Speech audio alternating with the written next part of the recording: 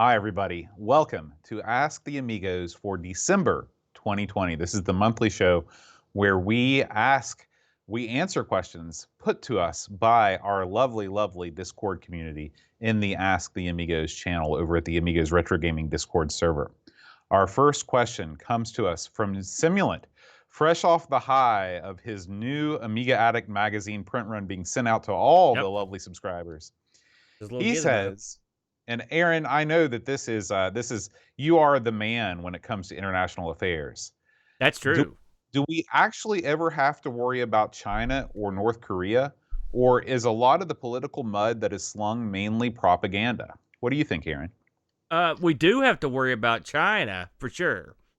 And the reason, well, there's multiple reasons. Listen, China wants to win. So do we.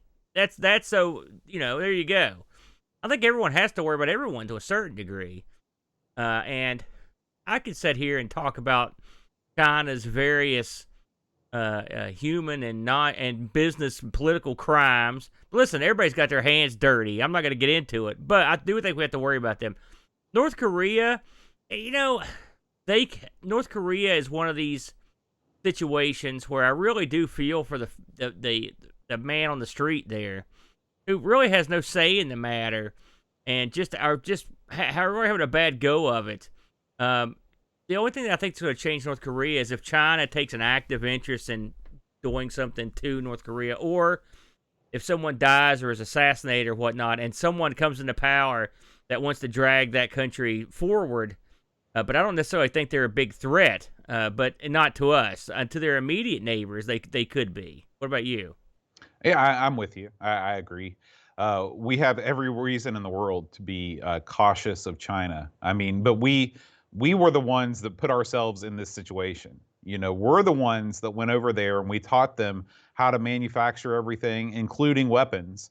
We taught them, how to basically run a capitalist society. And what they've done is they've taken the ball and they've ran with it. And now, they're going to use it to further their own ends, which are much different than the ends of, sort of the liberal West, as it were. I think that you see this reflected in the way that we're moving manufacturing out of China as fast as we can, and it's a shame, in my opinion, that we're not doing more to address just the total trouncing of democracy that's going on in Hong Kong right now. We're basically doing nothing, and we're watching all the people that are pro-democracy be hauled off to the mainland to never be seen again. So, as far as North Korea goes, again, I agree with you. I don't think that they're the threat that China is, but I do fear for the people. Any sudden change in leadership, even if it's a change for the better, is going to lead to a period of mass chaos and confusion, because you have a population that's been totally brainwashed in a way. If you look at after the fall of the Berlin Wall and you had the reconciliation of East and West Germany, East Germans had some idea of what the West was like. Of what the outside of East Germany, but in North Korea, a lot of people I really don't think do.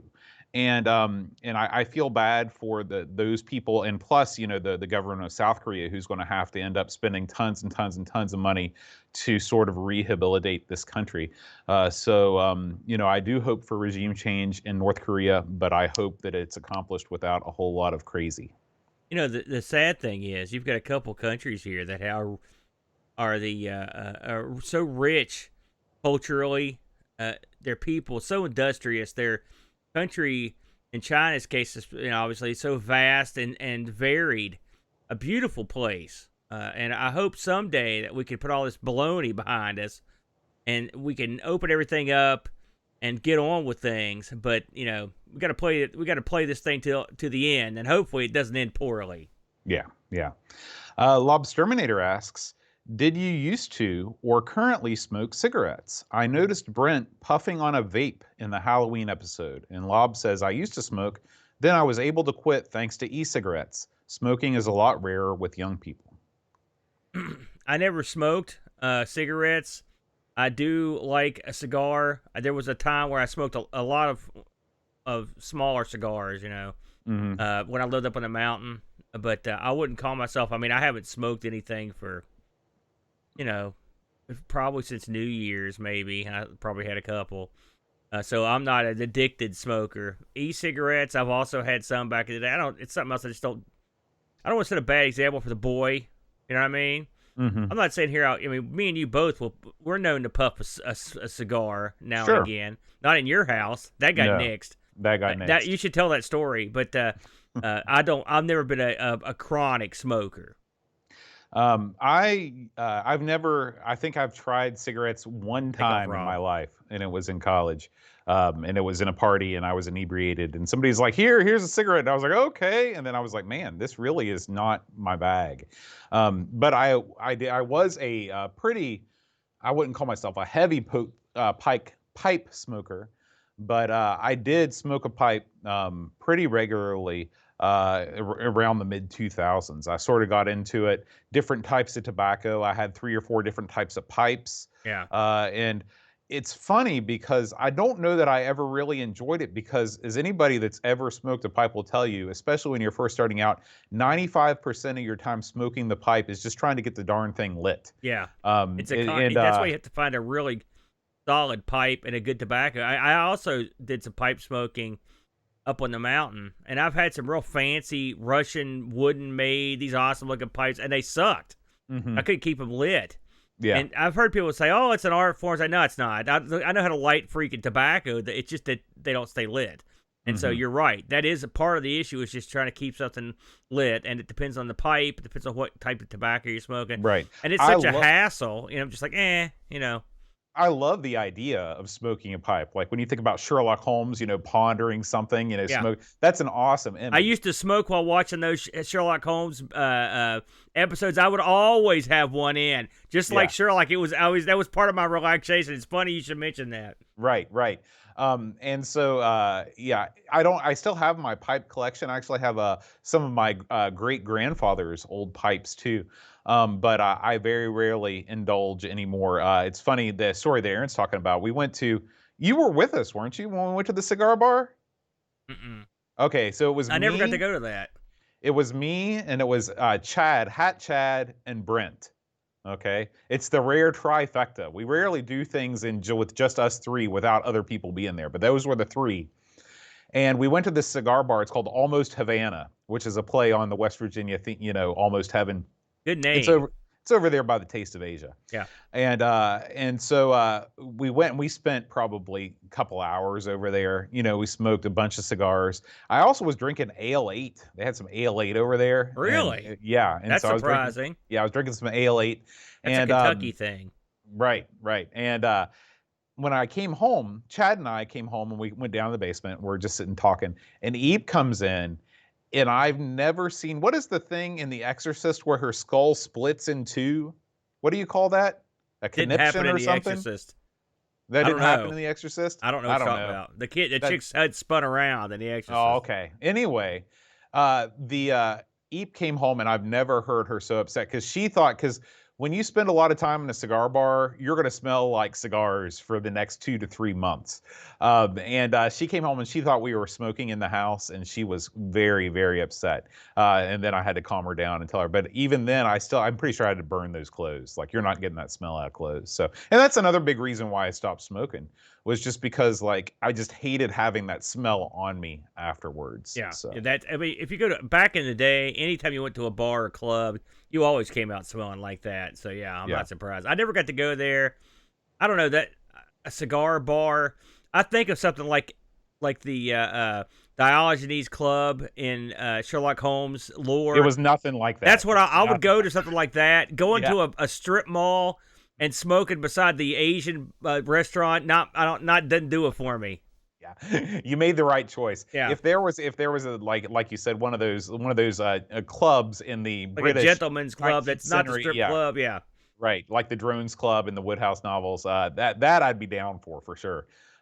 Play some snooker in there. We don't have any of those anywhere. No, I don't think they exist anywhere, anytime anymore. I think they've all gone away. Yeah, you're probably right. Now let's move on. Thank you, Lob, for that question.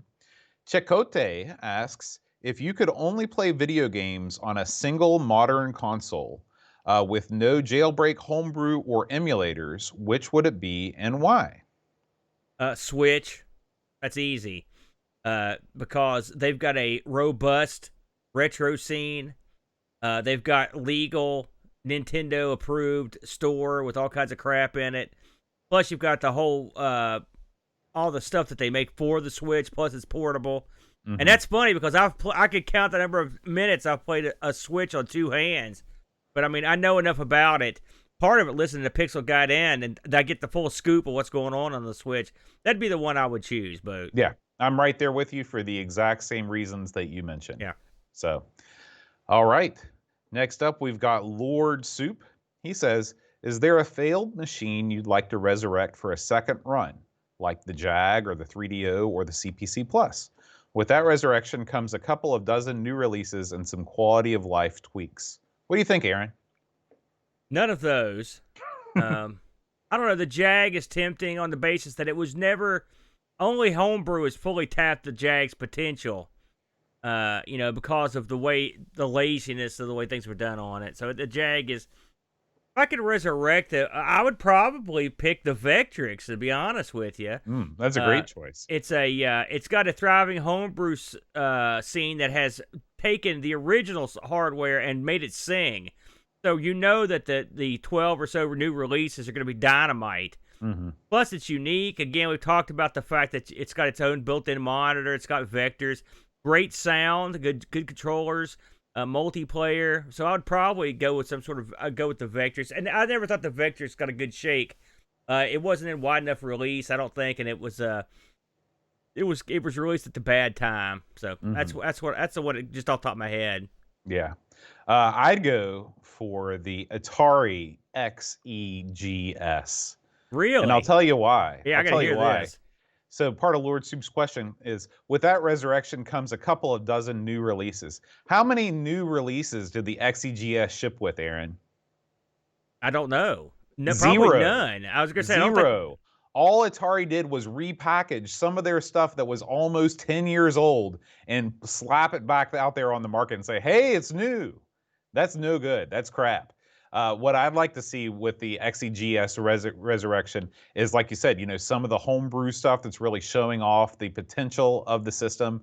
Atari was just so inept at marketing their 8-bit line of consoles, especially after that sort of initial push. Really, after the failure of the 1200 XL, they sort of gave up. I mean, they still released a bunch of models, but it was never the same. And so I'd go with the XEGS. The problem with the XEGS is, though, I mean, the Atari 8-bit line has been. I think that rag has been pretty much wrung out. It's not like there's.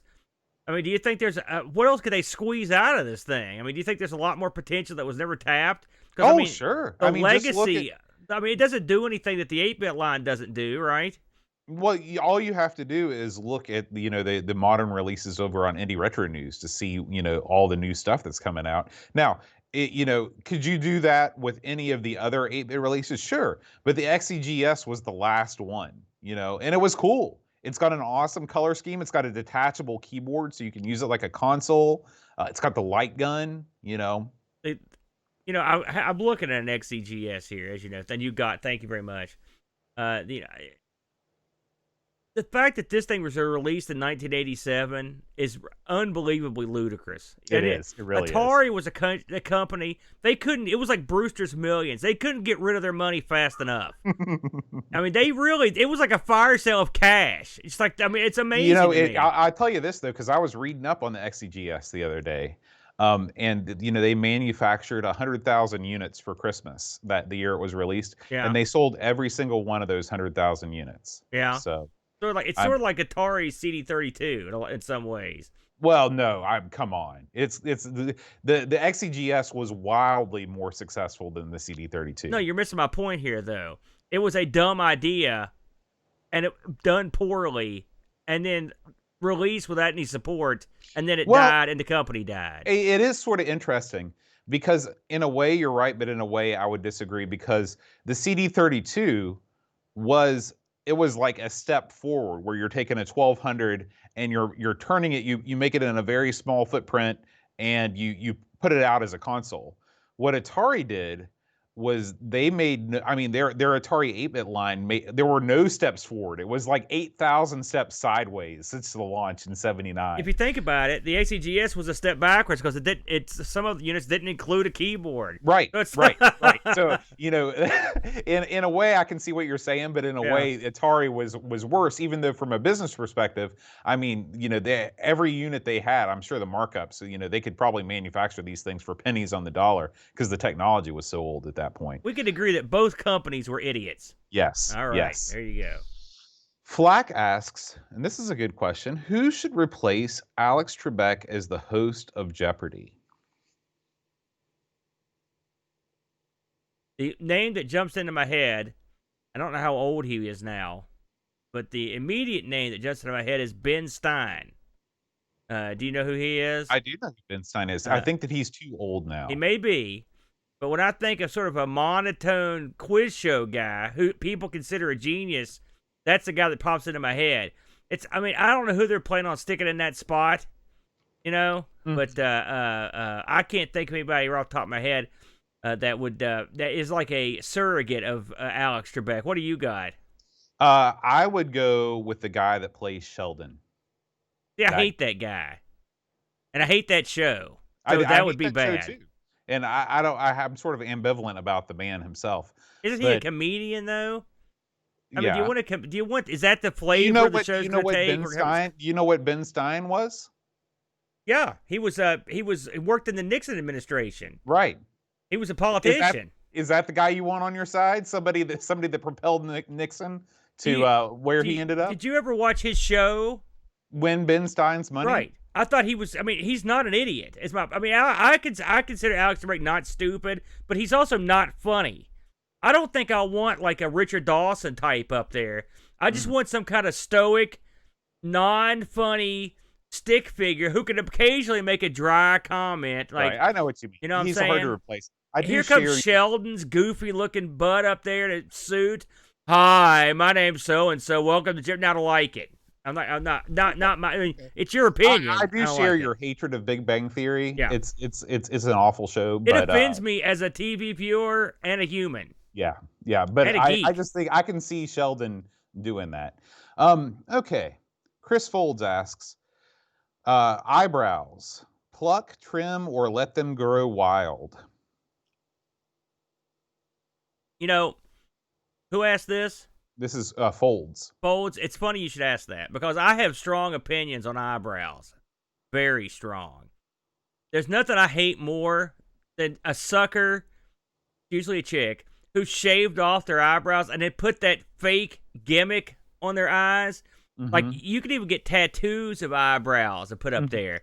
Mm-hmm. Anything that involves you shaving your eyebrows, unless you're recreating Pink Floyd The Wall, you don't need to be screwing with your eyebrows in a shaving way. It's okay to trim them or whatever. You don't want to walk around looking like Bert from the Sesame Street, you know, or that chick, you know, that sang, what was her name? Sinead O'Connor? No. I'm talking about the unibrow chick that Selma Hayek played. That's right.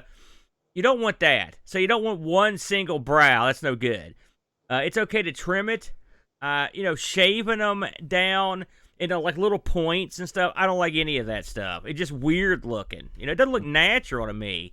You got to be careful when you fool around with your eyebrows, Booth. What do you think? I'm stunned that you have such strong opinions about eyebrows. If you ask anyone that knows me, like when we go out or go to a club or go to the movies or any place, I can find instantly like that the person with the stupidest eyebrows. My eyes are drawn to them. Now that is a marketable skill. When I'm working at the lab and somebody comes in, like someone's visiting or whatever, it's like a beacon of stupidity. When you've got weird eyebrows, when you've got those little pencil lines, no, what were you thinking? You know, sometimes people get them cosmetically screwed with. No, piercing them. No, none of that. It's an eyebrow. It's there to catch debris. It's not there for you to shave. That defeats the whole. That's against Mother Nature, Boat. Okay.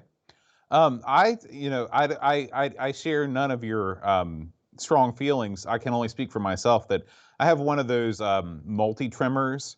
You do the nose hair, you do the ear hair, you switch it out, you can do the brows. I started trimming my eyebrows after I stopped going to the barber because the barber would normally do it for me. Yeah. And just when I see, a couple strands sort of going wild, I just give it the once over with the old thing. So you're trimming the old eyebrows. Yeah. Yeah, I've never done that.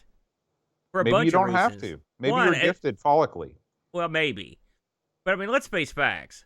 When someone rolls up to me and I'm like, hey, how's it going? They're not going to be like, look at those hideous eyebrows. They're going to be like, look at this freak. And oh, by the way, he's got hideous eyebrows. So fooling with my eyebrows is irrelevant. But I've been lucky. I don't have weird hairs shooting out. Some people do. Do you dye your eyebrows at the same time that you dye your beard? I think I've dyed my eyebrows like once or twice. And I stopped doing it. Because when I did that, I looked like the meanest, most evil guy. It is funny. You can go back and watch ARGs and stuff, and you can see me when I've done it, and I'm like, I'm the Aaron. Ooh, I look like I'm going to kill somebody. Because half of the reason that Bert looks evil is because he has incredibly dark eyebrows. Yeah. It's not a good thing. Yeah. So, yeah, I don't fool with him. Simulant asks, have you ever seen or been to a Domino rally?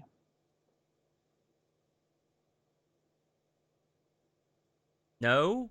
You mean like with dominoes? That is the question. I don't know what that is. Well, do you?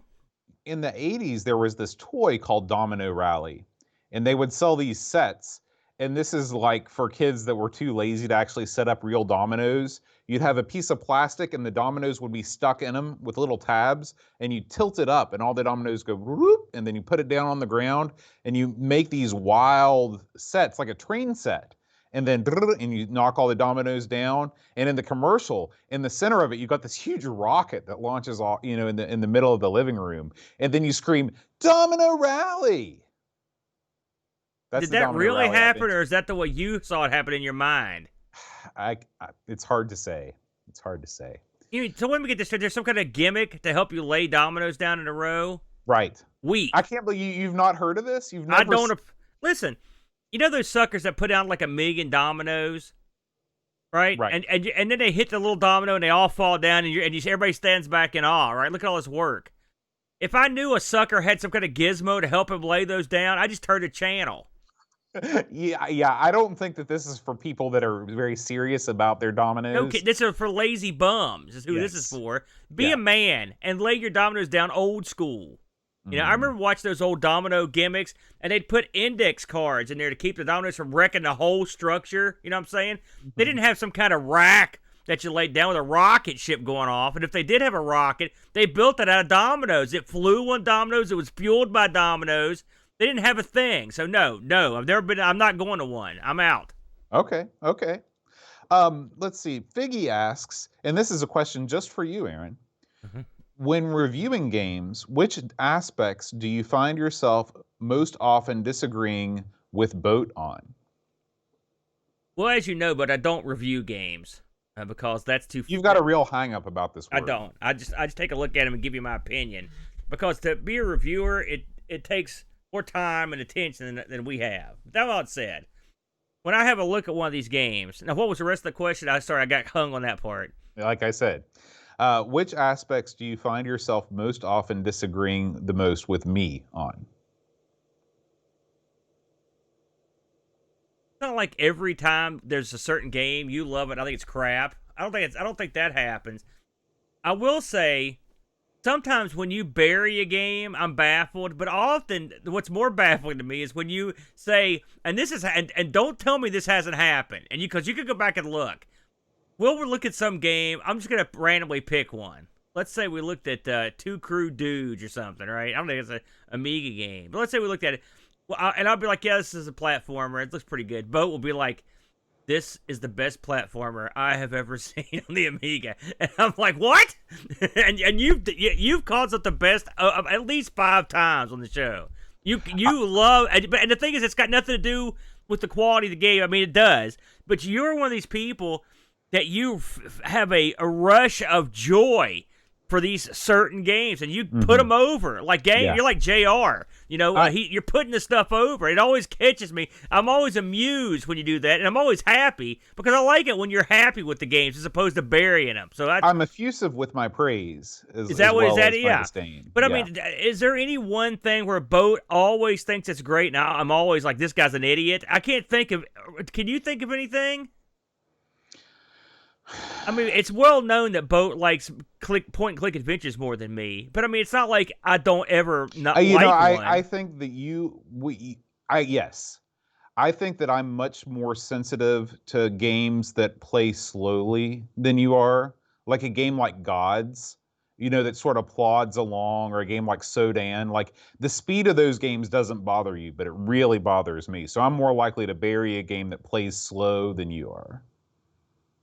I kind of like that change of pace sometimes. So, so if this question, if it was to you, there would be the answer. But I don't think there's a reverse answer where Boat agrees on stuff more often than I do. I don't think so. Of course, we could go back and watch 278, 9 shows and try to figure it out. Maybe there's a pattern in there, but I'm no statistician, Boat.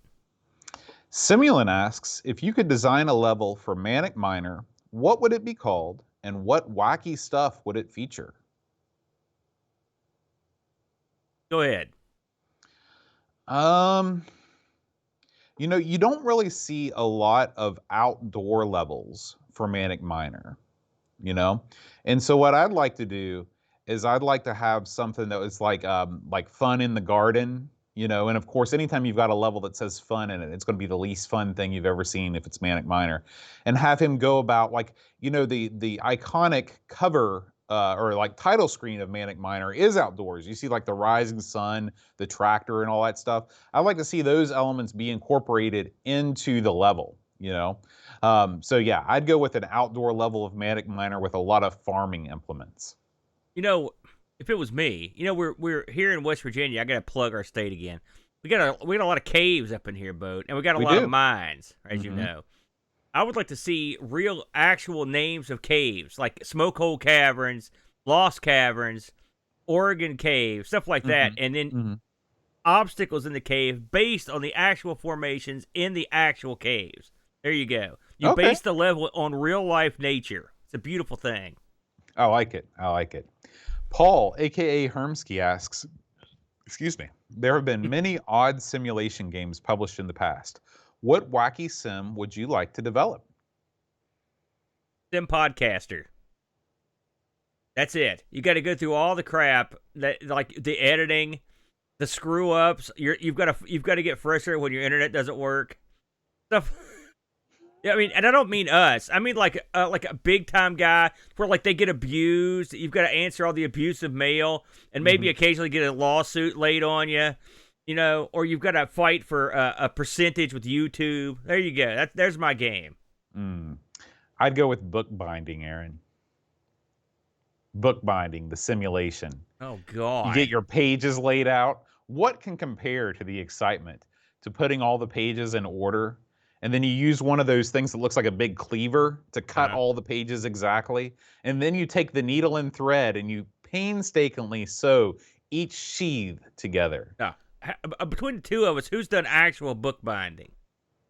Me. That's right. What? You've never told me about this. I used to work at the track, and I used to put out all kinds of booklets, and pamphlets, and brochures, rule books, everything. I did all that stuff. Oh, man. Yeah.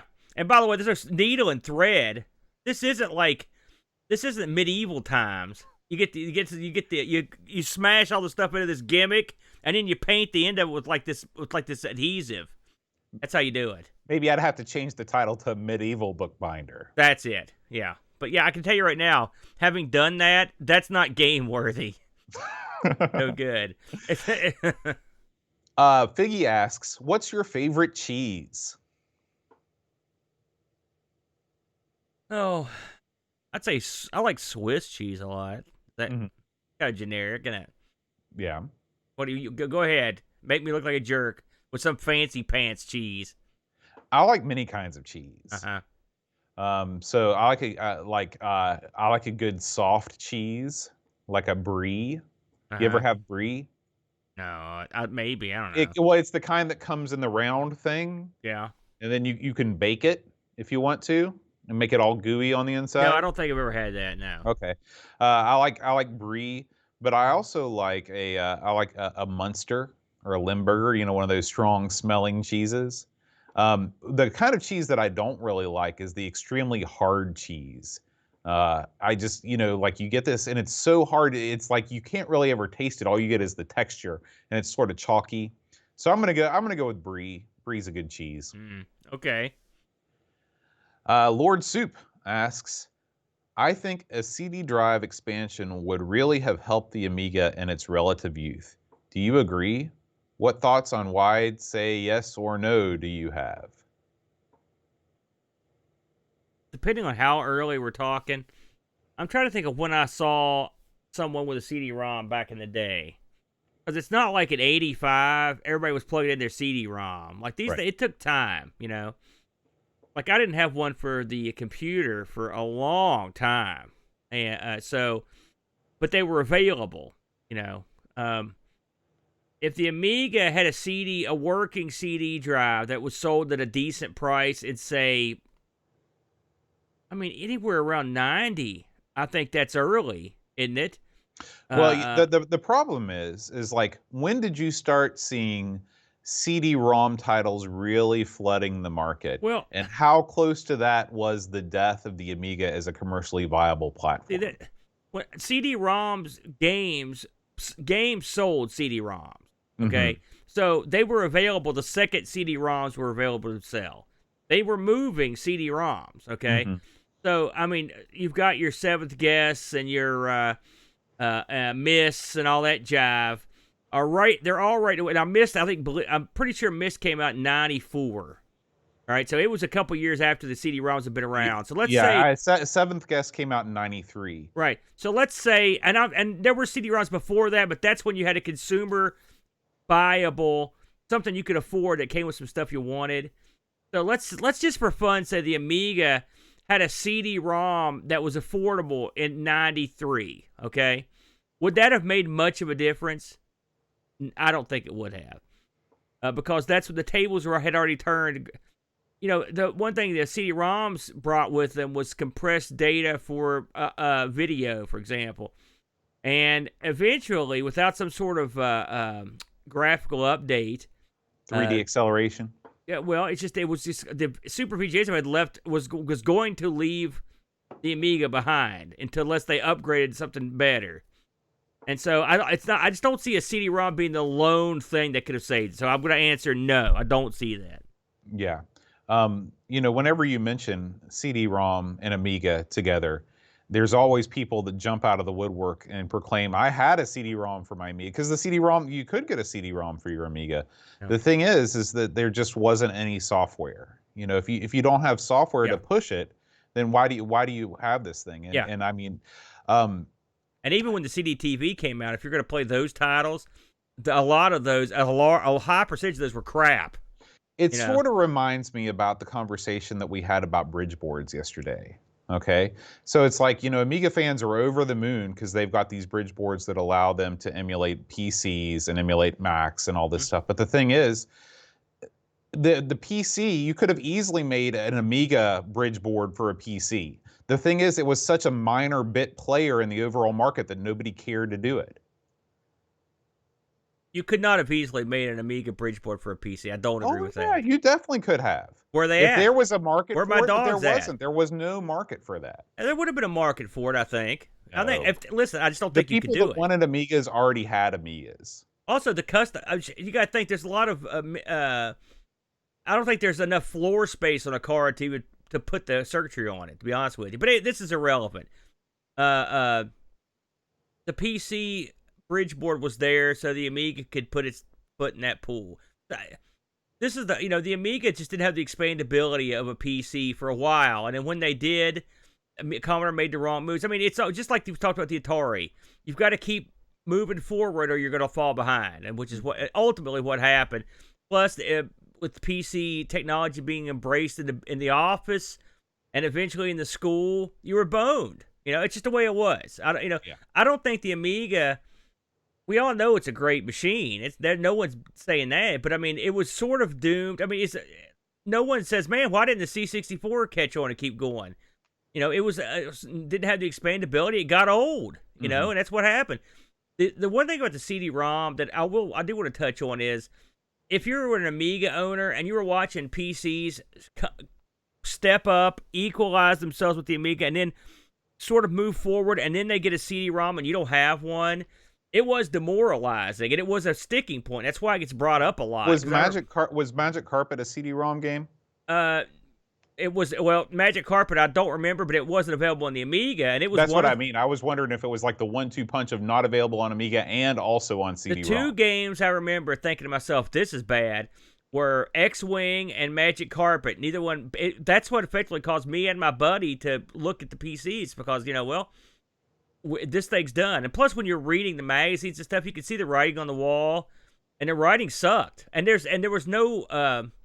There was nothing there to give you confidence that they were going to do the right thing. Stuff like no CD-ROM titles, the Amiga 600, CD-TV, all these missteps made you realize that the company that ran Amiga were idiots. And so, and people that owned Amiga were geniuses. They weren't stupid, so geniuses looked at the idiots and were like, we're screwed, and that's what happened. There you go. Batman asks, as stateside specky fanatics, what is your favorite Spectrum model, favorite game, and favorite software house? Jesus, I don't know enough about the software houses to say what that is. I don't know them well enough. My favorite specky. What do you think? The 128 boat?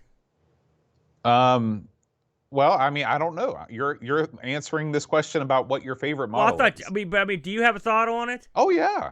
You want me to go? Yeah, go ahead. Okay.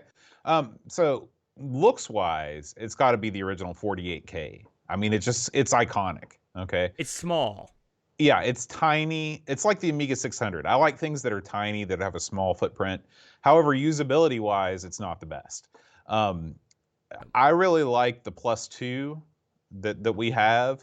It's 128K. Yeah. It's got the built-in tape drive, which I think is cool. I love computers that have that. That's what I'm talking about. It still doesn't have joystick ports, though, like DB9 joystick ports. You got to use special Spectrum joysticks, so you got to use the Kempson adapter. What model did get those? Did any model get actual built-in joystick ports? The +2 does have built-in joystick ports, but it's a special Spectrum joystick you've got to use. Okay. You can't just plug in Atari sticks. Very clever. Yeah. So I like the +2 for all of those reasons. My favorite game, that's a tough one. There's a lot of good ones out there. My favorite software house, you can't go wrong with Ultimate Play the Game, aka Rare. A lot of good stuff. A Tick Attack, of course, one of the great games of all time. Yeah, I'd have to think on my favorite game.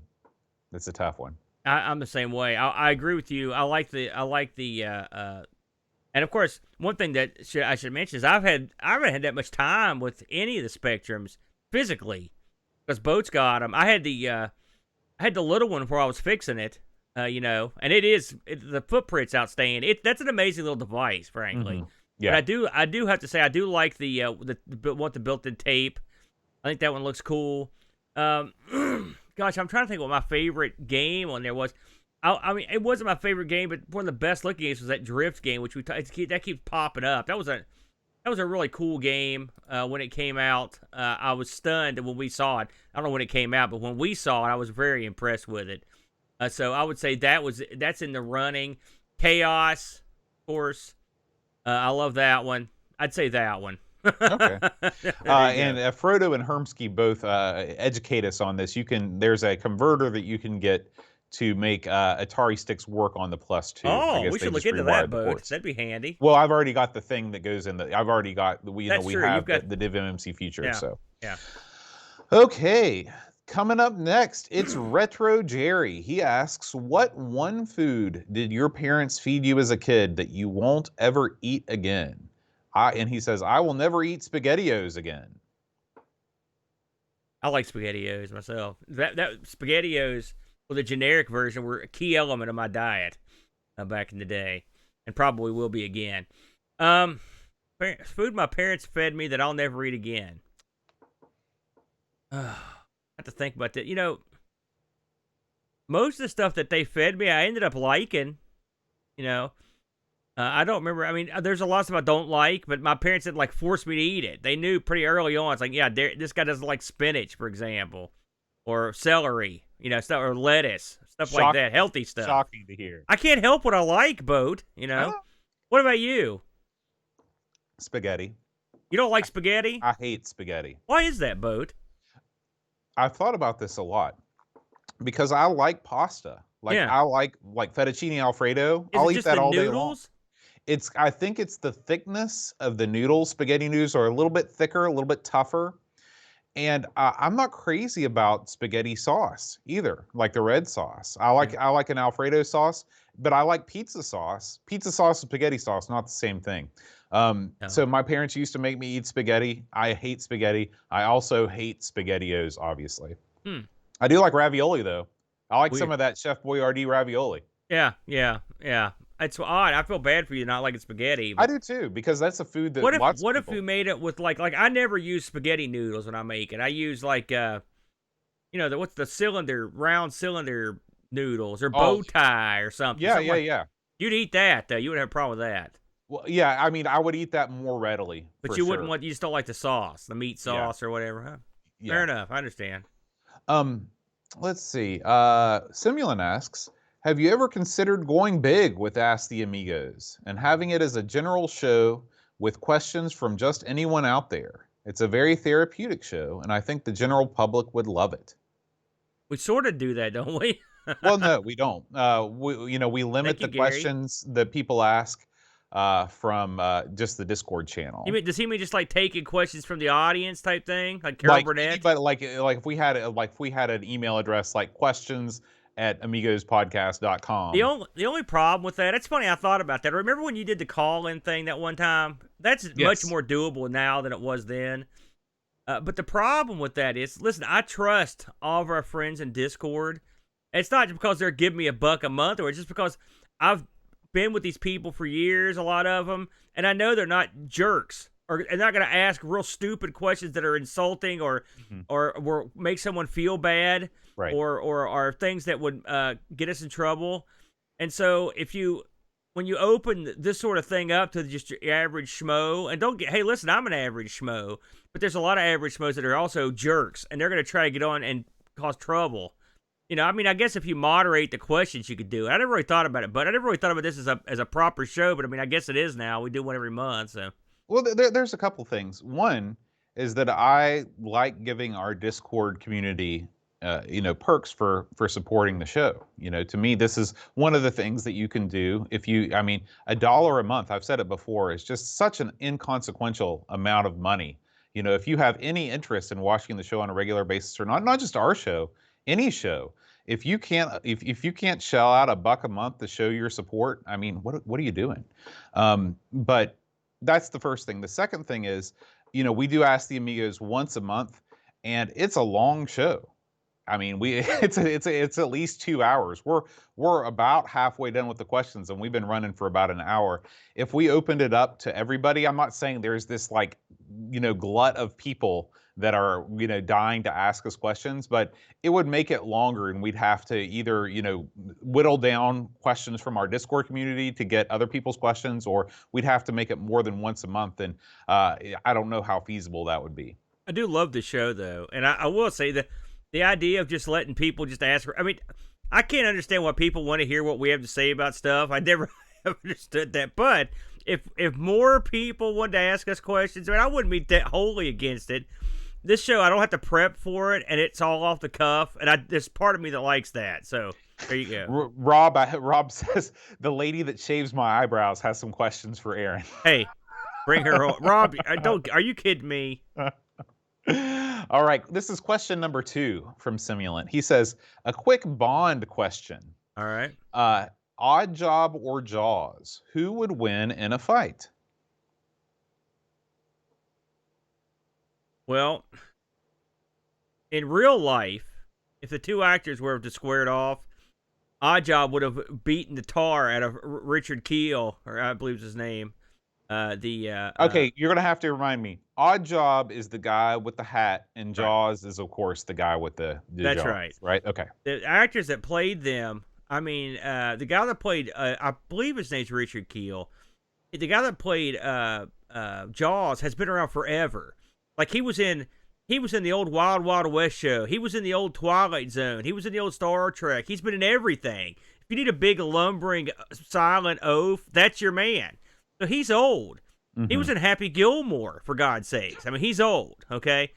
And the guy that played Oddjob was a pro wrestler, and I think he also did sumo. I believe that was Professor Turu Tanaka, I think was his name, I think. And he was probably a pretty tough cat. Plus, Richard had various body problems because he's a weird giant. All right, if you saw him in Happy Gilmore, he could barely stand up. He's mauled. Yeah, that's the shame about these huge guys is they developed all kinds of health problems. And so, but in the show, in the Bond universe, you got to give Jaws credit. I mean, really, Oddjob only fought Bond the one time, and Bond bested him with the old lightning, the old electricity gimmick thing, with that hat. That's the one I've seen. Like, Jaws has survived all kinds of crap. I mean, he's fallen off great heights. He's had stuff fall on him. He's been blown up. That was part of his character. Like, every combat, he'd get mauled. So I would say probably, and if the two characters fought, I would probably go with Jaws. Jaws is a bad dude. I mean, Jaws bit through a shark, for God's sakes. So, I mean, he's a bad dude. He's been pretty impressive. And I believe Jaws was abandoned in space, so I don't think he's going to be fighting anybody, but he's tough. He's super double tough, as they say. So I would pick him. Rob has supplied us. Unfortunately, both of these men no longer signing. Richard Keel died in 2014, and Harold Sakata sadly died in 1982. I think that was. I'm pretty sure his wrestling name was Professor Tuck, but I could be wrong. There's a couple guys I get confused. There was another wrestler in a Bond movie. I think it was. Oh boy, it's one where they were in Japan and Bond with the Ninja School, and there was another wrester in there that was of some renown. So how did that work? Did Bond just show up and he's like, "All right, I'm here for the Ninja School"? Well, listen, they would take a whole show to explain it to you. Okay. That's one worth watching, though. It's good. Question number 3 for Boat. Togo. Thank you, Rob. As a man of faith, have you ever had to debate or fight with others to argue and justify what you believe in? Sure. Yeah. I mean, I think anybody that has strong opinions about anything is going to, when you want to try and not necessarily convince somebody of your point of view, but explain your point of view. I try not to use the word, when you're arguing about something metaphysical, it's sort of weird. But I think that there are opinions that I have that are informed by my faith that I'll certainly argue with people. But yes, I guess in answer to your question, yes. We never talk about your religion all that much, even off air. I mean, when you go to monasteries and stuff, I always find that interesting. But we never really, I don't know, I don't really talk about religion all that much, do we? I mean, on a whole, how often is that going to come up? But, yeah, good for you. It's tough to be religious today. It's even tougher to be Catholic. It's one of these things. You got some people that want to just pick at you. They want to just try and make you feel bad or make you feel stupid. Then there's other people that are genuinely curious or generally want to, have a debate. And so sometimes determining who is half the battle. But at any rate, we move on. Let's move in together, Boat. Come on. Oh, it's funny. Actually, I want to talk about this real quick because this is a Britishism that I've noticed cropping up again, and it's sort of annoying me. And I don't know why it annoys me. And you can tell me if you've heard this or not. But when somebody says like, "Okay, let's start talking about this subject," they'll say, "Let's get stuck into blah blah blah." Have you heard that before? Tons of times, yeah. Man, that gets on my last nerve. Listen, my kid regurgitates everything he hears on YouTube and Twitch. And so anytime some kind of crap pops up, I hear it. And so that's what I've heard. Yeah, I've heard that plenty of times. And we got to make sure not to use that one. No. We'll stick with all of the Aaronisms. Someone's going to go back and find me saying that at some point. Guarantee it, because I'm sure I have. All right, Lord Soup, he asks, what are your favorite competent but unexceptional games? Like he loves Dogs of War on Amiga and Space Marine on PC. Competent but acceptable. Competent but unexceptional. Oh, go ahead, bud. I'll think of one. Most of my favorite games, I think, fall into that category. Like most of I'd say 95% of all of my favorite video games scored in the sixes and sevens because I'd rather have something have a wacky premise and be flawed than be like a technically perfect cookie cutter game. Like Transantarctica or whatever. Yeah, like Transantarctica. That's a perfect example of a game. I'm like, wow, this is one that it definitely has flaws, but you could see that they were trying to really do something new, and it doesn't completely fail. Another example is like the Katamari series. Like you wouldn't call those like the best games of all time, but they do something new and different and wacky, and I like that. Wacky goes a long way with me. Yeah, I'm with you on that one. There are plenty of classic arcade games that fall into that category where I like them, but I'll say and it was exceptional for certain reasons, but I mean if you look at it in today's eyes, let's say something like a Galaxian, all right? This doesn't stand up against a modern shooter or even some of the past great arcades, but there's fun to be had. There's fun to be had with the point structure. It's not a glamorous game. Of course, it did have color, which was a big deal at the time, but I mean, by today's eyes.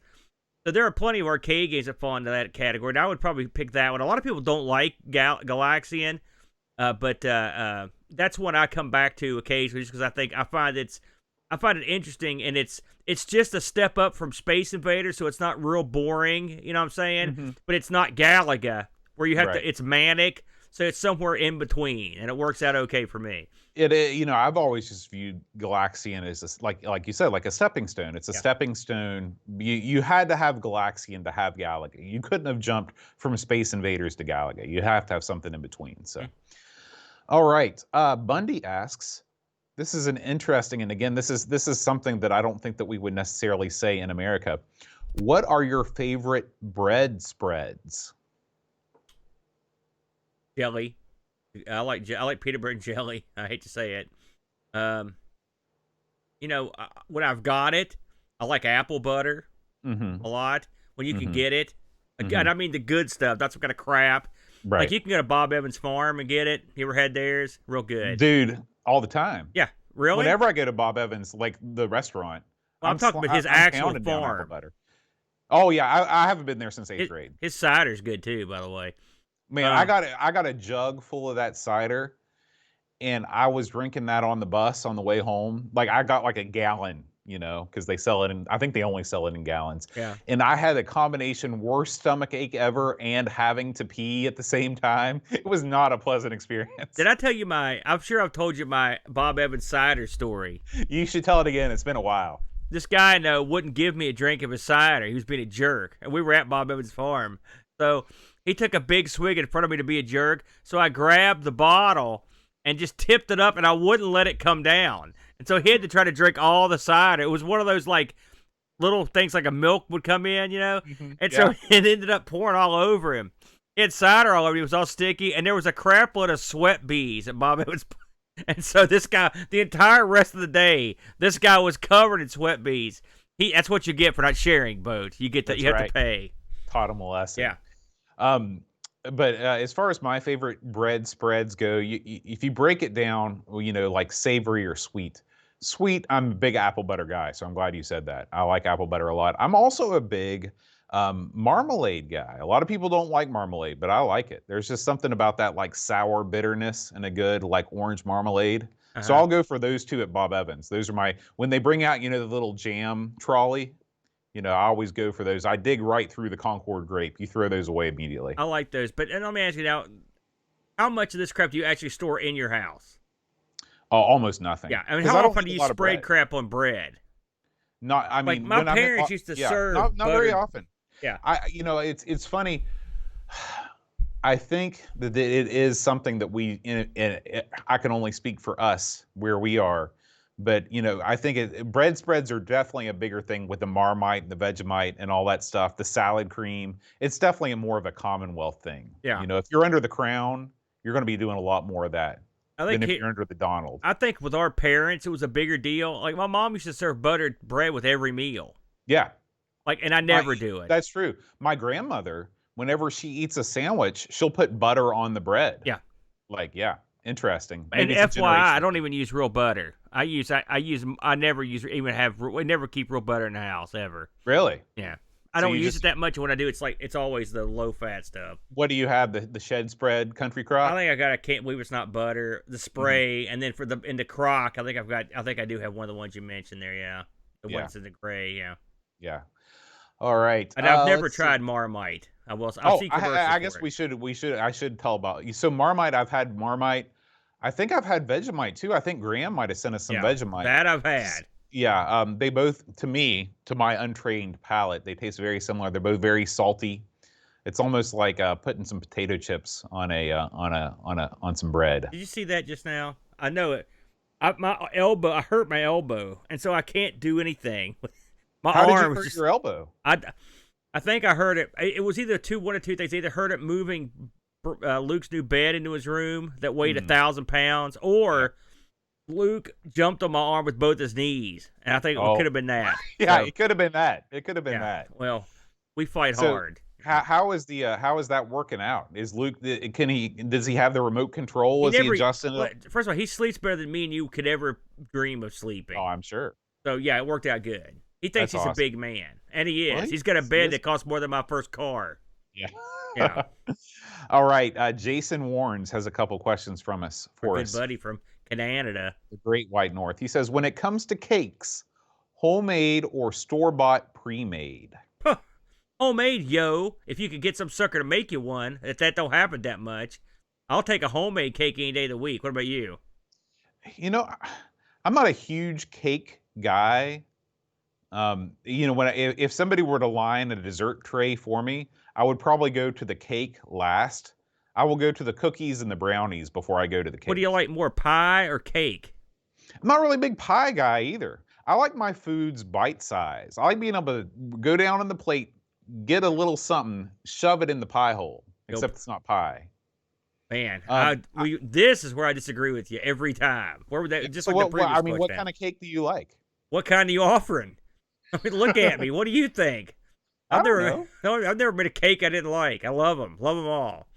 I love everything from a homemade. My dad makes this. I like fruit cake. My aunt makes fruit cake. That's good eating. It's not really a cake though. Some people don't like fruit cake. They should be killed. Yeah, bring it on. Then you've got your German chocolate cakes. I'll take those. My dad makes this. It's a chocolate mint cake. Oh man, it's good. That sounds good. Yeah, the old man's a good cook. He'll make pies and cakes to beat the band. So I've been spoiled by the homemade stuff. So it's always better. But yeah, I like all cake. I love sweets. I always have. Now there's a second question, and I almost gave away my answer for this. So he says, another cake question, not sure why. Ice cream cake or regular cake? So I'll take this one first. I love Dairy Queen ice cream cake. Maybe one slice every 6 months because it's incredibly rich. But I love that layer of fudge, I'm talking about on the inside there with that vanilla ice cream. Great. So that's another kind of cake I like. It's funny you should mention this. Is this Warren's?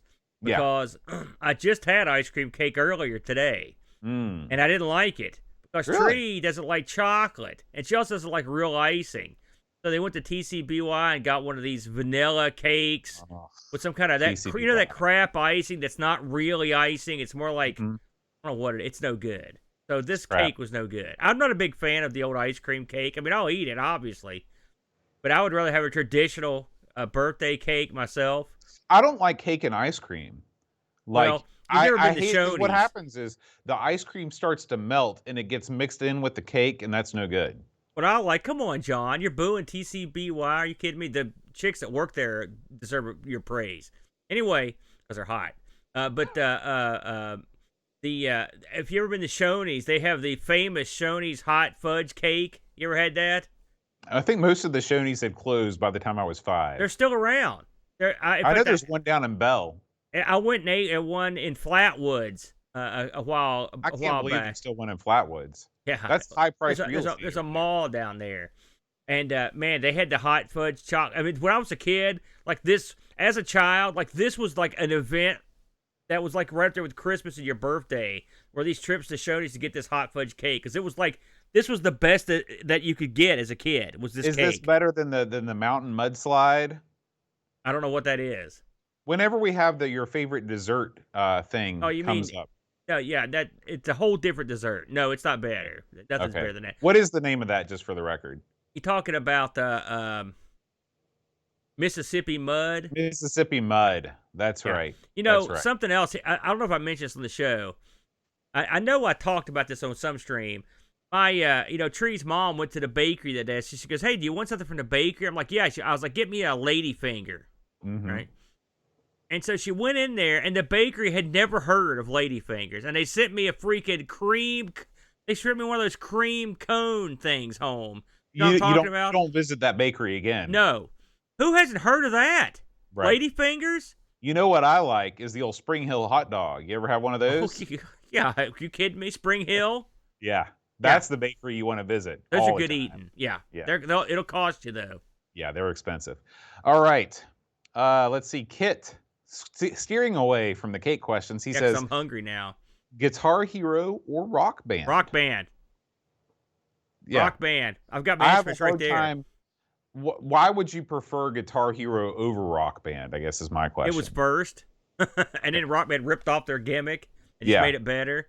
Listen, I play this thing called, look here, I've got the name of it on my desktop here somewhere. Anyway, I play this game that like amalgamates like all the stuff from all the different games, and like it's a PC game.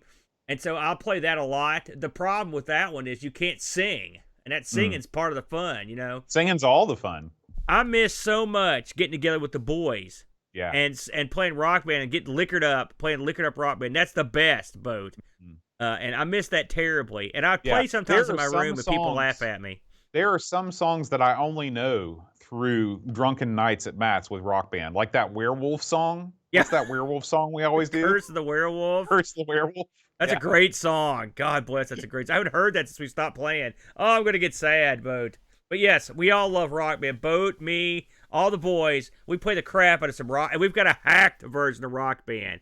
Got all the songs, doesn't it, Boat? Yeah, John Marshall, of course, in the chat right now, part of the gang, part of the Rock Band gang. All right, Aaron, we're moving on to the dunk. He's got a question here. Bread in a can. Have you ever had any, and what is it like?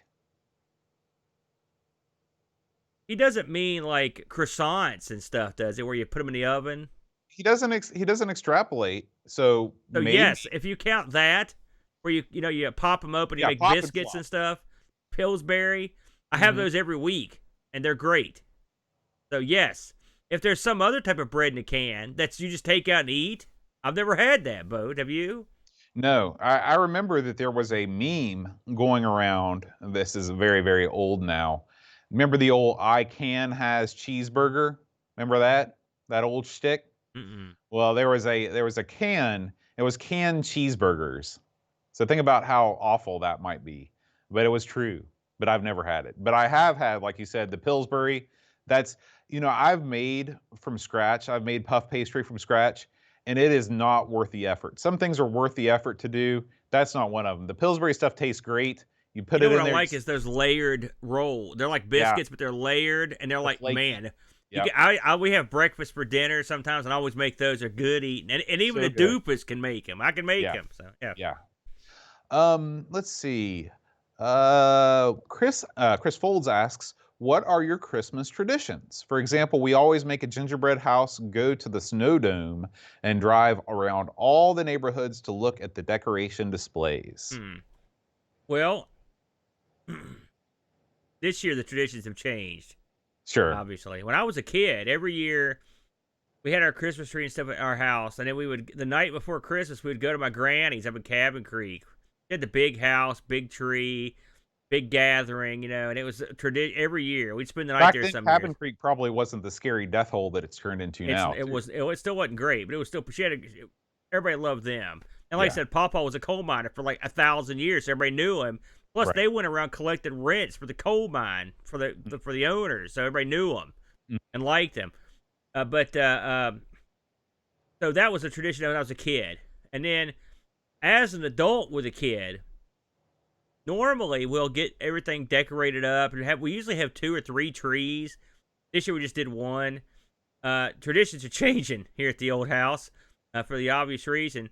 But we've got it all. We've got it nice and decorated up. Normally we'll go to my mom and dad's Christmas night, and then Tree's mom and dad's or Tree's mom's in the afternoon of Christmas Day. I don't know what we're gonna do this year. I mean, it's all up in the air. But I mean, there's no we get poppers and we do those every year when you can find them. We usually watch all the Rankin Bass stuff, and that's not much of a tradition, I guess. Is we don't have any like really cool traditions where we all like drink from the same pitcher or sign a big. We don't do any of that stuff. What about you? Um, when I was growing up, the big thing was we always went to midnight mass, of course. Yeah, of course, yeah, because of the yeah. Right. And that was something that I really enjoyed because it was like you were staying up real late. And I still remember like coming out of church and it was like, 1:30 or 2 in the morning. And like I remember one Christmas it was snowing and it was just like it was like the perfect feeling of Christmas because I knew that the presents were not far off. Because one of the great things about going to midnight mass is that you don't have to worry about not being able to go to sleep because when it's 2 o'clock in the morning, you're going to go to sleep pretty quick. I always visit my grandparents over in St. Albans. They lived, you know where College Hill is in St. Albans? They lived on College Hill. So when in their house, you could look over, you could see the whole city of St. Albans and all the Christmas lights everywhere and stuff like that. And so that was awesome. These days, because my family is scattered to the 4 winds, but all of my siblings live in other states. Although my sister just moved back to Wheeling, although that's like we talked about on the show. Might as well be another state. It might as well be another state. We don't really have any traditions anymore. Eep and I, we put up the tree. We still go to church on Christmas Eve, but there's no more midnight mass. We just go in the 4 o'clock on Christmas Eve. We have a Christmas village. He does a good job at setting up the Christmas village. Those little houses. This year. Yeah, but it's one of those things that the things that, at least in my mind, that make Christmas traditions make sense is having your family around and having kids. Kids are like the thing because you want them to get into Christmas. And when Eep and I don't have kids, so there's not really that incentive to really go all out for Christmas. And the fact that, my family is just all moved away. So when you lived by yourself and it was Christmas time, did you ever decorate? It's funny because there's only been 2 Christmases in my life where I was not at home, where I didn't come home for Christmas. And they were both when I was in Korea. And I was never homesick the 2 years that I was in Korea except during Christmas time. That was the only time I was homesick because, in Korea, they decorate for Christmas just like we do here, not the individual homes, but when you go to department stores and stuff like that. And so that was the only time I was homesick. I never bothered decorating when I was living by myself because I would always just come home for Christmas. I understand. I even decorated. I had a little tree at Mud Mountain I'd even put up. I was up there for all that time. So I tried to keep the festive spirit. Your house was sort of a social gathering spot for lots of people too. So it was a different deal. Yeah, that's true. All right. Let's see. Simulan asks, he says, in the UK, we once had a classic TV show called Porridge. It was about hardened criminals. What are your views on the death penalty? Holy cow. And the U.S. incarceration. I thought he was going to ask about porridge, so he turned to something different. What are your views on the death penalty and U.S. incarceration system, Aaron? This is a subject near and dear to your heart. That's true. The death penalty. If you listen, I listen to a lot of old-time radio, as you know, Bud. And if you listen to old radio shows or watch old shows, the death penalty was literally this thing was used in every show as the ultimate tool to keep you from breaking the law. Because everyone got electrocuted or hung or whatever back in the day. But we in America, we execute so few people that it's whether you are agreeing with it or not, it's almost pointless in a lot of ways. And I don't think it's a deterrent either. Like I think that time has passed. In the 50s, probably, but now I don't think it deters anyone from doing anything. So personally, it just seems the death penalty seems pointless to me. Whether it's right or wrong is irrelevant. It's pointless. It's not like it's thinning out the herds in the prisons. You know what I'm saying? Mm-hmm. It's not like we're killing off hundreds of people to keep the prison situation. No, we're not. In terms of the incarceration in the States, I hear this a lot. And the problem I've got with a lot of people is people are like, empty the prisons, for us prisoners. The problem is, Boat, and I can tell you this firsthand. I've never been to every prison on earth, but I've been to a lot of more prisons than most people. Sure. The problem is a lot of people in prison did some bad crap, and so they're locked up because they broke the law. You know what I'm saying? It's not like it's not like there's a bunch of bamboozling going on. You know what I mean? Now, I can't speak for every prison in every part of the whole world. I can just speak for the prisons that I go to, right? And having my finger in the pie in Kentucky of knowing what's going on. We've got plenty of people breaking the law. And I don't mean like smoking a doobie or like going 56 and a 55. I mean straight up hardened drug deals and sexual abuse and all kinds of super bad stuff. You don't want these people on the streets. They're bad. And so when you've got overcrowding in prisons, what you've got here, in my opinion anyway, it's not a prison problem. It's a social problem. You've got something's going on socially that's causing you to have a bunch of bad guys doing a bunch of bad stuff. So if you want to stop and trust me, no one wants to stop the overcrowding in prisons more than the people that work in the prisons. I can tell you that right now because it is the worst. It's the dirt worst. And the people that are incarcerated don't want that either. They're double booked everywhere. But I mean, in my opinion, you've got social problems that need to be addressed. Now, I don't have an answer for that. But when I hear people say, "Hey, we're locking people up for dumb reasons," maybe somewhere.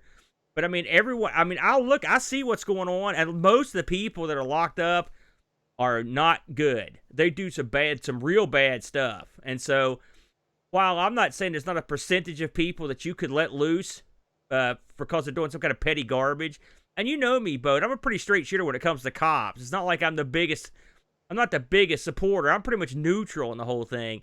But I mean, one thing I've learned from working in prisons, it's eye-opening when you hear and see what's going on and why these suckers are in there. It's bad times. And the sad thing is, there are plenty of bad times ahead because even if you empty the prisons today, they could fill these suckers back up tomorrow. There's still plenty of bad stuff going on in the world. We have to socially try to steer the ship in a direction that will keep these people from becoming drug addicts or sexual abusers or thieves. Drugs, of course, in Kentucky is horrible, and it's a very big motivator for the majority of the crime in the state, in my opinion. Probably West Virginia too, Boat. Mm-hmm. So you've got people that are addicted to drugs, probably because they were desperate. They probably came from a desperate house, you know. And this isn't like the Menendez brothers, a bunch of people that were rich and they just turned evil. These are people that probably grew up in the worst and most desperate times. And when you have no hope, when you have no means of seeing a good future for yourself, it's a lot easier to lose yourself in drugs and alcohol and other stuff and lead yourself down a path to destruction, and a path of destruction for yourself and your community and the state and the country. So I don't know if that sheds any light on anything, but what do you think? Yeah. I mean, obviously, you know more about the prison conditions than I do. As far as the death penalty goes, it's all relative. We don't execute that many people, but we are one of the few, developed countries that still has the death penalty at all. It's been abolished pretty much everywhere else. It's stupid to have it. I mean, I don't. Did I say that? I should have. They need to waste their time on that. I think that it is not a deterrent. I don't think that it's ever been a deterrent. And I think there are tons of people, as it's been shown over the past 20 years with DNA evidence, that a lot of times we kill people that are actually innocent. So that's my thoughts on that. As far as the U.S. incarceration system, like you said, it's a societal problem. We have people that are growing up that are just surrounded by nothing but desperation and misery, and they make choices based on the way that they've grown up that are horrible. I do think that we can do better with, once we have people in prison, like we need to decide. We used to call, prisons institutions of reform, where, the whole idea behind the prison system was rehabilitation. And it's hard to, do we want a prison sentence to be a punishment, or do we want a prison sentence to be, a place where you can go and of course, punishment is part of it, but do we actually want people coming out of the prison system better than when they went in? And that's a question that I think society has to answer. I do think that we're definitely headed in the right direction in terms of reform, in terms of like locking up. You're talking about there's nobody in jail for smoking doobies. Well, there actually are a ton of people that are in jail for smoking doobies, just maybe not around here. But if you read any of the studies about why is there such a disproportionate amount of people of color in prisons, it's because the book gets thrown at them for these low level offenses much more often than they do for your average white folk. And I do think that that's one of the few things that both sides of the aisle have been able to accomplish, even in this last administration, is some reform of the criminal justice system for these low-level, non-violent crimes. So the prison system is bad in the U.S., especially when you compare it with the prison system in most of the other developed world in terms of the number of people that we lock up. The rate of recidivism is much higher here. But I think, and maybe it's because I'm an eternal optimist, I think we're starting to turn the corner on some of this stuff. My views are jaded and slanted, given what I see. Right. Uh, um, I see too often people come back to prison. Right. You mentioned that. Recidivism. Yeah. I know. And I think crime in this area is I mean, I think a lot of crime is drug related, obviously. I mean, I would say 80%. 80% of violent crime in this area is drug related. I would say, well, I don't know about that. I mean, maybe, but I mean, I'd say a large chunk of just crime in general. I don't want to narrow it down because a lot of people get desperate for money. There's something about being around here that, well, I know what it is. It's a desperate place to live, and it's tough to get by, as you know. And so it's easy to turn to the dark side. And I know plenty of people. I know plenty of people that have been in the joint. I know people that should have been in the joint over the years. And what can be done about it? Honestly, I don't know. I hope we're turning the corner, boat, but I don't. It's tough. It's tough. If I had a nickel for every time I was standing in a booking area and they said, "Well, Jimmy, what are you doing back here?" And the guy's like, "Well, they caught me again." Yeah, I've heard that so many times. Sure. And I've heard people get on the phone and cry and try to get someone to come down and drop off their items or whatever. It's so sad. It's so depressing. And I don't, but I mean, the prison system is a necessary evil. And I honestly, I believe this. You may not agree, but you could let everyone out that has a minor drug offense. Let every single one of them out right now, and they would fill these prisons up again in a year, because until the drug situation's handled and until an area like this is uplifted, it's not going to stop. It's a vicious cycle, Yeah. It is. There you go. Okay. Paul, aka Hermsky, asked the same question that Chris did about Christmas traditions. So we've answered that question. Flack asks, when do you put your Christmas tree up? When do you take it down? And is it fake or real? We put ours up. I've got a rule, a standing rule. We don't put the Christmas tree up before Thanksgiving. That's out. And we usually take it down. I usually have this sucker down by January 2nd or 3rd. Take it all down, depending on how lazy I am. it's not a tradition. It's just that's the way we do it. I don't see any reason to keep it up for too long. I don't want to get into the trend where you just keep this crap up for like the whole month of January. What about you? Um, it really depends. A lot of time we decorate for Christmas the week of Thanksgiving because I'm off that week. You know, Right. that week I'm off of school and it's just convenient. And we'll put it up. Most of the time we'll take our Christmas tree down at Epiphany, which is usually 2 weeks after Christmas. Hmm. Um, the We will normally leave our Christmas village up throughout January, even into February sometimes, just because it's so cheerful to look at. You should leave that up year round. She does a It great job with it is that. very nice, Yeah. and it's not necessarily only Christmas. It's just kind of like a little model town. Have you ever shot the footage of that for the channel? I should. You I really should.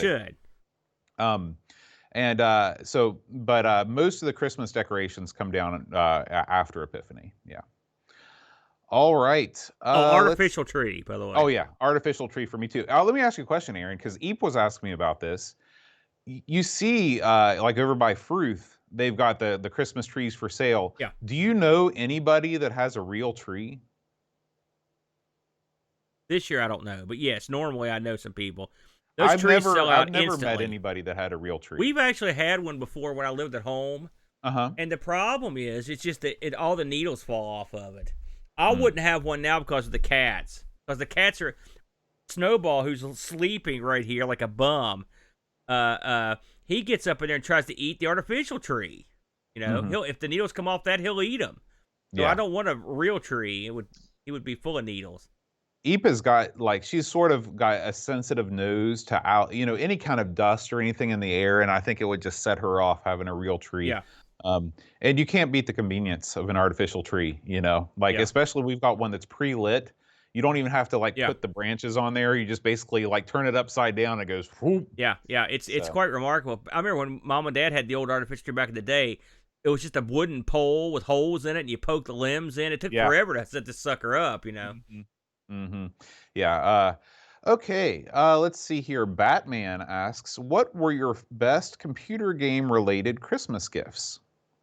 Oh, well, I know I've told this one, but I'll tell it again.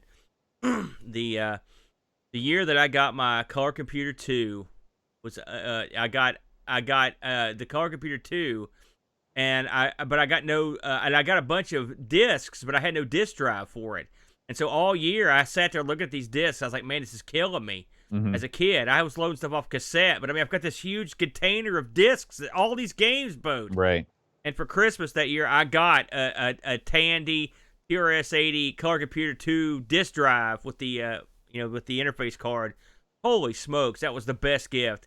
And I was so excited that I set it right up and played games. And then when it was time to go to Granny's, I put that thing in the car and took the whole thing up to Granny's and set it up at Granny's house and played up there. And my parents were happy. Those things weren't cheap. That's probably one of the most expensive Christmas gifts I ever had. I think that thing cost more than a computer. Yeah. And but man, computer related wise, I mean, I know a lot of people in here are going to have your ZX Spectrums and stuff, but for us, my house, we were a City Color Computer family, and man, that was such a great time to be into computers, man. And I'm not sure it ever got any better. I mean, I have a good time now; it's a lot easier and stuff. But I mean, just the joy and the something you can't get back, or you get it back rarely, is the surprise you feel when you see something. You're like, I can't believe this exists and it's here. You know, it was amazing. That kind of feeling. What about you?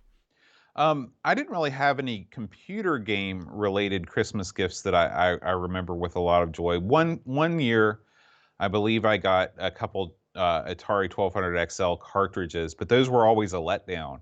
I always there was a catalog that Atari would send out, or my dad would somehow procure this catalog, okay? And the catalog, it was a text catalog. So you had to buy games based off the text descriptions, okay?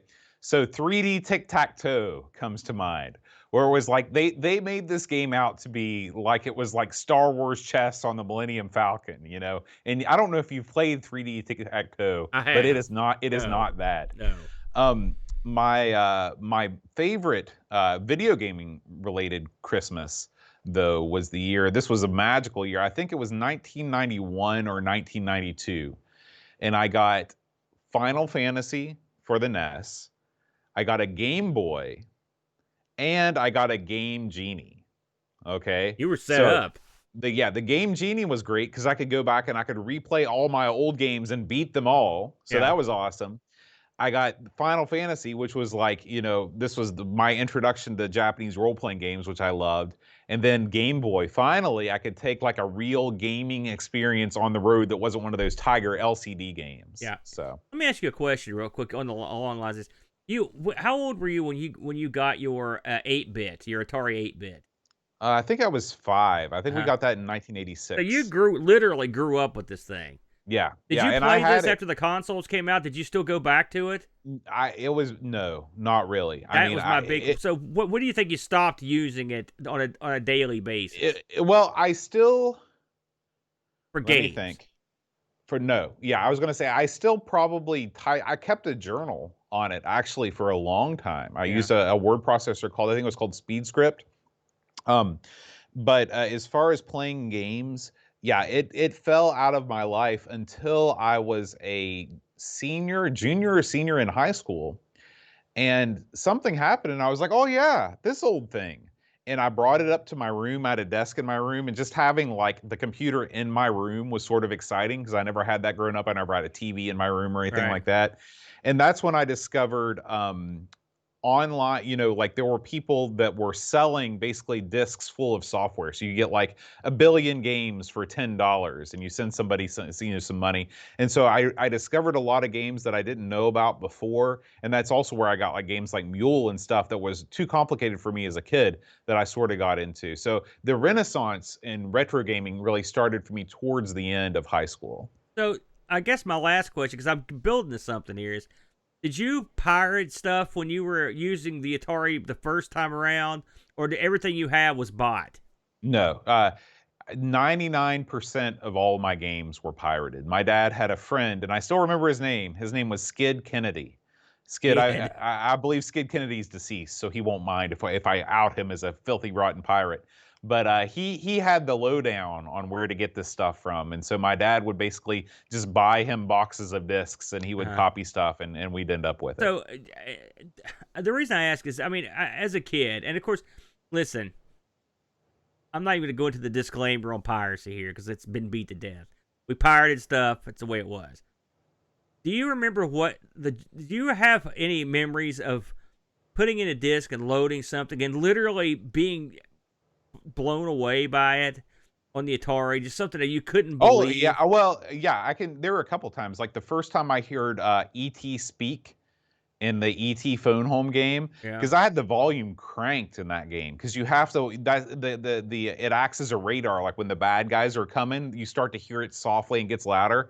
And when you get all the parts and you bring it back and you hear ET go ET phone, it sounds like Cheech and Chong. It was a weird ET. Yeah. That scared the crap out of me. I shut the computer up and I ran up in my parents' bedroom and I put the covers over my head. I was that scared. Um, so that was one time that the Atari really wowed me. Also, playing Death Star Battle. I don't know if you've played this or not. This is a game where you start out and you're outside the Death Star, and the Death Star is far away. That had a console release, didn't it? I don't think so because it's a very simple Do game. you follow the Millennium Falcon? You do fly the Millennium Yeah, Falcon. I've played that. Yeah. You go up through a hole, and I don't know what these holes represent, but anyway, you go and it's like you're watching the jump into hyperspace. Yeah. That wowed me. So those are a couple times where, but it was nothing compared to like Super Mario Brothers. I mean, that game literally blew my face off. Like It, as far as you know. I guess it's the age thing, because I mean, I would routinely have my mind blown, Hmm. and it was I think that's the thing I like about the computers the most. It was the part of the joy of piracy, frankly, was just you'd get a big handful of crap. You didn't know what it was. Like if you go out and buy a game, you research it or you really read the back of the box, you know what you're getting. But when you put that disc in for the first time and you run it, you don't know if you're going to get some kind of crazy sound effect or some digitized music or a crazy graphical effect. It was just, I love that. The feeling you get when you are Oh, surprised. and I think I definitely got that as part of being a computer owner. Like, I wonder what this game is, and it was a fun game. But part of it was the fact that my friends had Nintendos, and I was always going over to their house to play, and so the Atari was always a step back, Yeah, I in terms of understand. graphics. If I would have I'm been glad I didn't. experiencing the stuff, yeah, like you did, absolutely, I'm sure that would have happened. I'm glad. That's one of the reasons I'm glad I didn't get into consoles until later on. Because when you're old, it didn't. There were no consoles, so it worked out Right, good. right. All right, let's see. This is my question for you, Aaron. What is your favorite Christmas song? Hmm. Like there's a couple really good ones there. I like what's that one? We Three Kings. I like that Mhm. one. Yeah. I like the you gotta like that stuff from the Siberian whatever what Trans-Siberian yeah Orchestra? yeah the Christmas song they do, the big one, you hear all Yeah. the time. I like Carol of the that one. Bells? Mhm. Yeah, that's a good one. I like Bob and Doug McKenzie's Christmas song off their album, which I love that album. So that's one of my favorites as well. What about you? Um, I sort of separate them out. You've got like your sacred songs and your secular songs and stuff. Um, but I've got several. I'm actually going to post four of my favorites counting down to Christmas Eve on the Discord. So Oh stay tuned. man. But one song that I really like that a lot of people don't know is off the Bing Crosby Christmas album, and it's a song called "Christmas in Killarney." Are you familiar with that song? Yeah. It's And got a real the band can throw it down old school. Yeah, I I like the love that band. song. And a Yeah. big part of it is that my grandparents had that 8-track. My grandparents in St. Albans, I'd go over there and decorate the tree and slam that 8-track in and listen to it. I'm so So, happy that you were around long enough to where you got to at least play with some 8-tracks back in oh your yeah, youth. The yeah. 8-track, we had an 8-track player in the car, and Dad had a CB Classics album we used to play there all the time. It had like all the crap you would expect the CB Classics to have. It had that song about the duck, and it had the some stuff from Phantom 309 and all that Mhm, stuff on it. Red mhm. Sovine. The 8-track was a neat thing. I guess it caught on. I guess it just went away. In a lot of ways, it was superior to the cassette tape. And pretty much almost every way, wouldn't you say? Yeah, yeah. I mean, it was like because you had that access, you could Yeah, access different parts of it. So it's a shame that it did not outlive the cassette. yeah. Um, Christian in the chat, he says he's always loved Good King Wenceslas. That is one That's of a my good favorites. one. Also, Yeah. we don't really sing that one. That's not really one that's well known around these Well, it's parts. known. It's just no one sings the lyrics to it. Yeah, It's their yeah. song. Well, Yeah. a lot of the times people know it if they were in band because it's a band We staple. played that in You're band playing, too. yeah, Man, You're those playing band Good King Christmas Wenceslas. parades, those sucked. You're out there in 2-degree weather in that stupid Yeah, flimsy outfit playing I Christmas still remember songs. coming round in the curve by the post office where the post office used to be. You round the curve by the red, white, and blue bridge, and then your valves are frozen, and you're beating on your horn. Good There's times. nothing Good more times. fun than it's like 2 degrees and you're out there blowing on a big metal thing. It's just Yeah. like, oh god, this is the worst. All right. Let's see. Jigglebox asks. He says, "Have you ever been to the Blue Ridge Mountains of Virginia? And if so, did you carve your name in a lonesome pine?" This must be a song. Are you aware of this song, Aaron? I'm not aware of the song, but I have been to the Blue Ridge Mountains, and I'm sure you've been there too. I'm sure I've been through there. Yeah. I don't. But yes. All right. His next question. He says, "You seem to like quite a few British bands from the 80s and 90s." And this is a question for me in particular. So thank you, Jigglebox. Are there any lesser known similar US bands that you think a UK audience should Oh experience? Lord, here we go. College music coming online. Here we I go. knew you would react this way. So really, when it comes down to it, I am a cultural Anglophile. I would say that 90% of my favorite authors and 90% of my favorite bands/music are all British in origin. That's just the way it is. Like my favorite authors, like C.S. Lewis, P.G. Wodehouse, they're all British. My favorite bands, by and large, all British. But get your pencils ready, college music fans. You've been waiting for this. You've been waiting for me to ask you this one. I'm going to drop some knowledge on you. I got 3, okay? The first one is the Brendan Eater Ensemble. Yeah, the Brendan Eater Ensemble. You need to check them out. They are called chamber hop. It's like hip hop mixed with chamber music. That's right, bassoon, baby. Oh yeah. Okay. Sounds like nerd music to me. Number 2, the Sea and Cake. The Sea and Cake. They I are know an Cake. awesome band out of Chicago. They rule. Check them out. Number 3, a band called Mr. Jukes. And what you want to do is you don't want to actually listen to their actual album. You want to go on YouTube and you want to find Mr. Jukes live at the church. This is like one of the best live performances of all time of any band. So check that out. Mr. Jukes live at the church. You want Brendan Eater Ensemble and you want the Sea and Cake. Bam, done. All right. Aaron, you have anything to add? Go dig up some Boney M. That's all I'm saying. I think Boney M was British. I didn't say they weren't British. I just said Okay. go dig some Boney M up. Enough said. Simulan asks, have you ever watched the classic UK Christmas animation, The Snowman, from 1982? Have you seen that one, Aaron? It's funny because I don't know if I've seen the animation, but I know I've seen one of these storybooks where they took stills from it and made it a book. I think it's the other way around. I think that they made the animation from the children's book. Perhaps, but I have seen The Snowman, so I don't recall seeing the animated version, but I know I've seen the book. I want to say that I watched this. I think they might have played it on Nickelodeon at some point in the past. Because I haven't rewatched it, but I did check it out, and it looked familiar. All right, Simulan also asks, have you seen the Netflix show Alien Worlds? It shows what life on other planets might be like. Scientists now know there are more other planets in the universe than grains of sand on Earth. Any views on alien life out there? I've not seen this. You know, I get precious little time to watch anything, and so, of course, being an idiot, I've been watching reruns of Columbo in my spare time this week, this month. But do I believe there are aliens? Yes. Do I believe they have visited us here? I would say yes. Are there people on Earth that know this? Yes. Are there more planets than grains of sand? Yes, absolutely. So yes to everything, except for seeing the show. What do you think, Boat? I think that it is extremely likely that there is alien life in the universe. The universe is massive. That's right. What about visiting Earth, Boat? I think that the chances, because the universe is so massive, I think the chances of alien life visiting us without it sort of being generally known in a major way is low. I just can't believe that if alien life has visited us, and if people do know about it, like if there is a conspiracy, I don't believe in humanity's ability to keep a secret like that sewn up.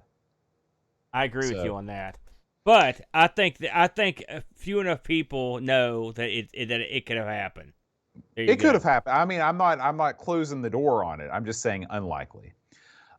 Lord Soup asks, he says, are there any game series that the series was not concluded and you were into the story and you really want to find out about the denouement?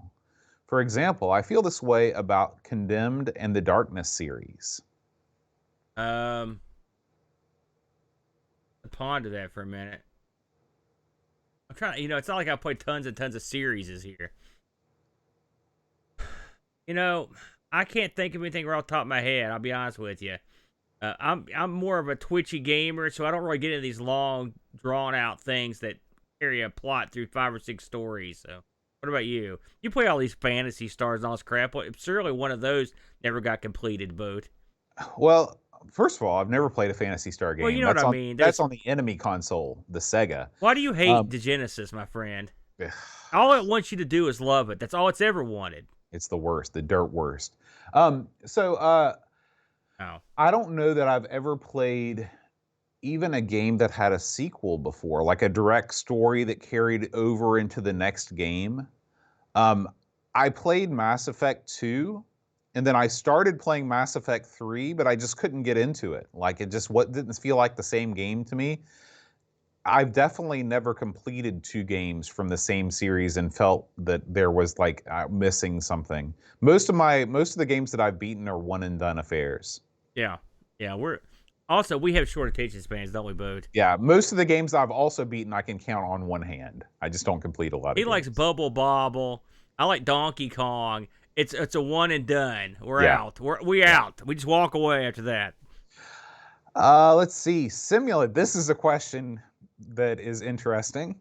He says, do you ever get up on a morning and think, I'll just do a repeater and then just re-wear yesterday's underwear?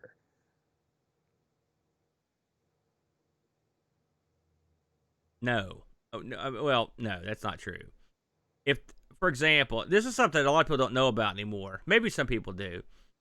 There were these things called laundromats, Boat. And when you don't have a washer and dryer, you will have to frequent these establishments with your coinage. And when I lived in Lexington, I had to use a laundromat to do all my laundry. And this was a problem because they suck. And sometimes I didn't have the money to go to the laundromat. So I'm sure that I may have done that. Also on the mountain, I had no washer and dryer. And so, really? Yeah.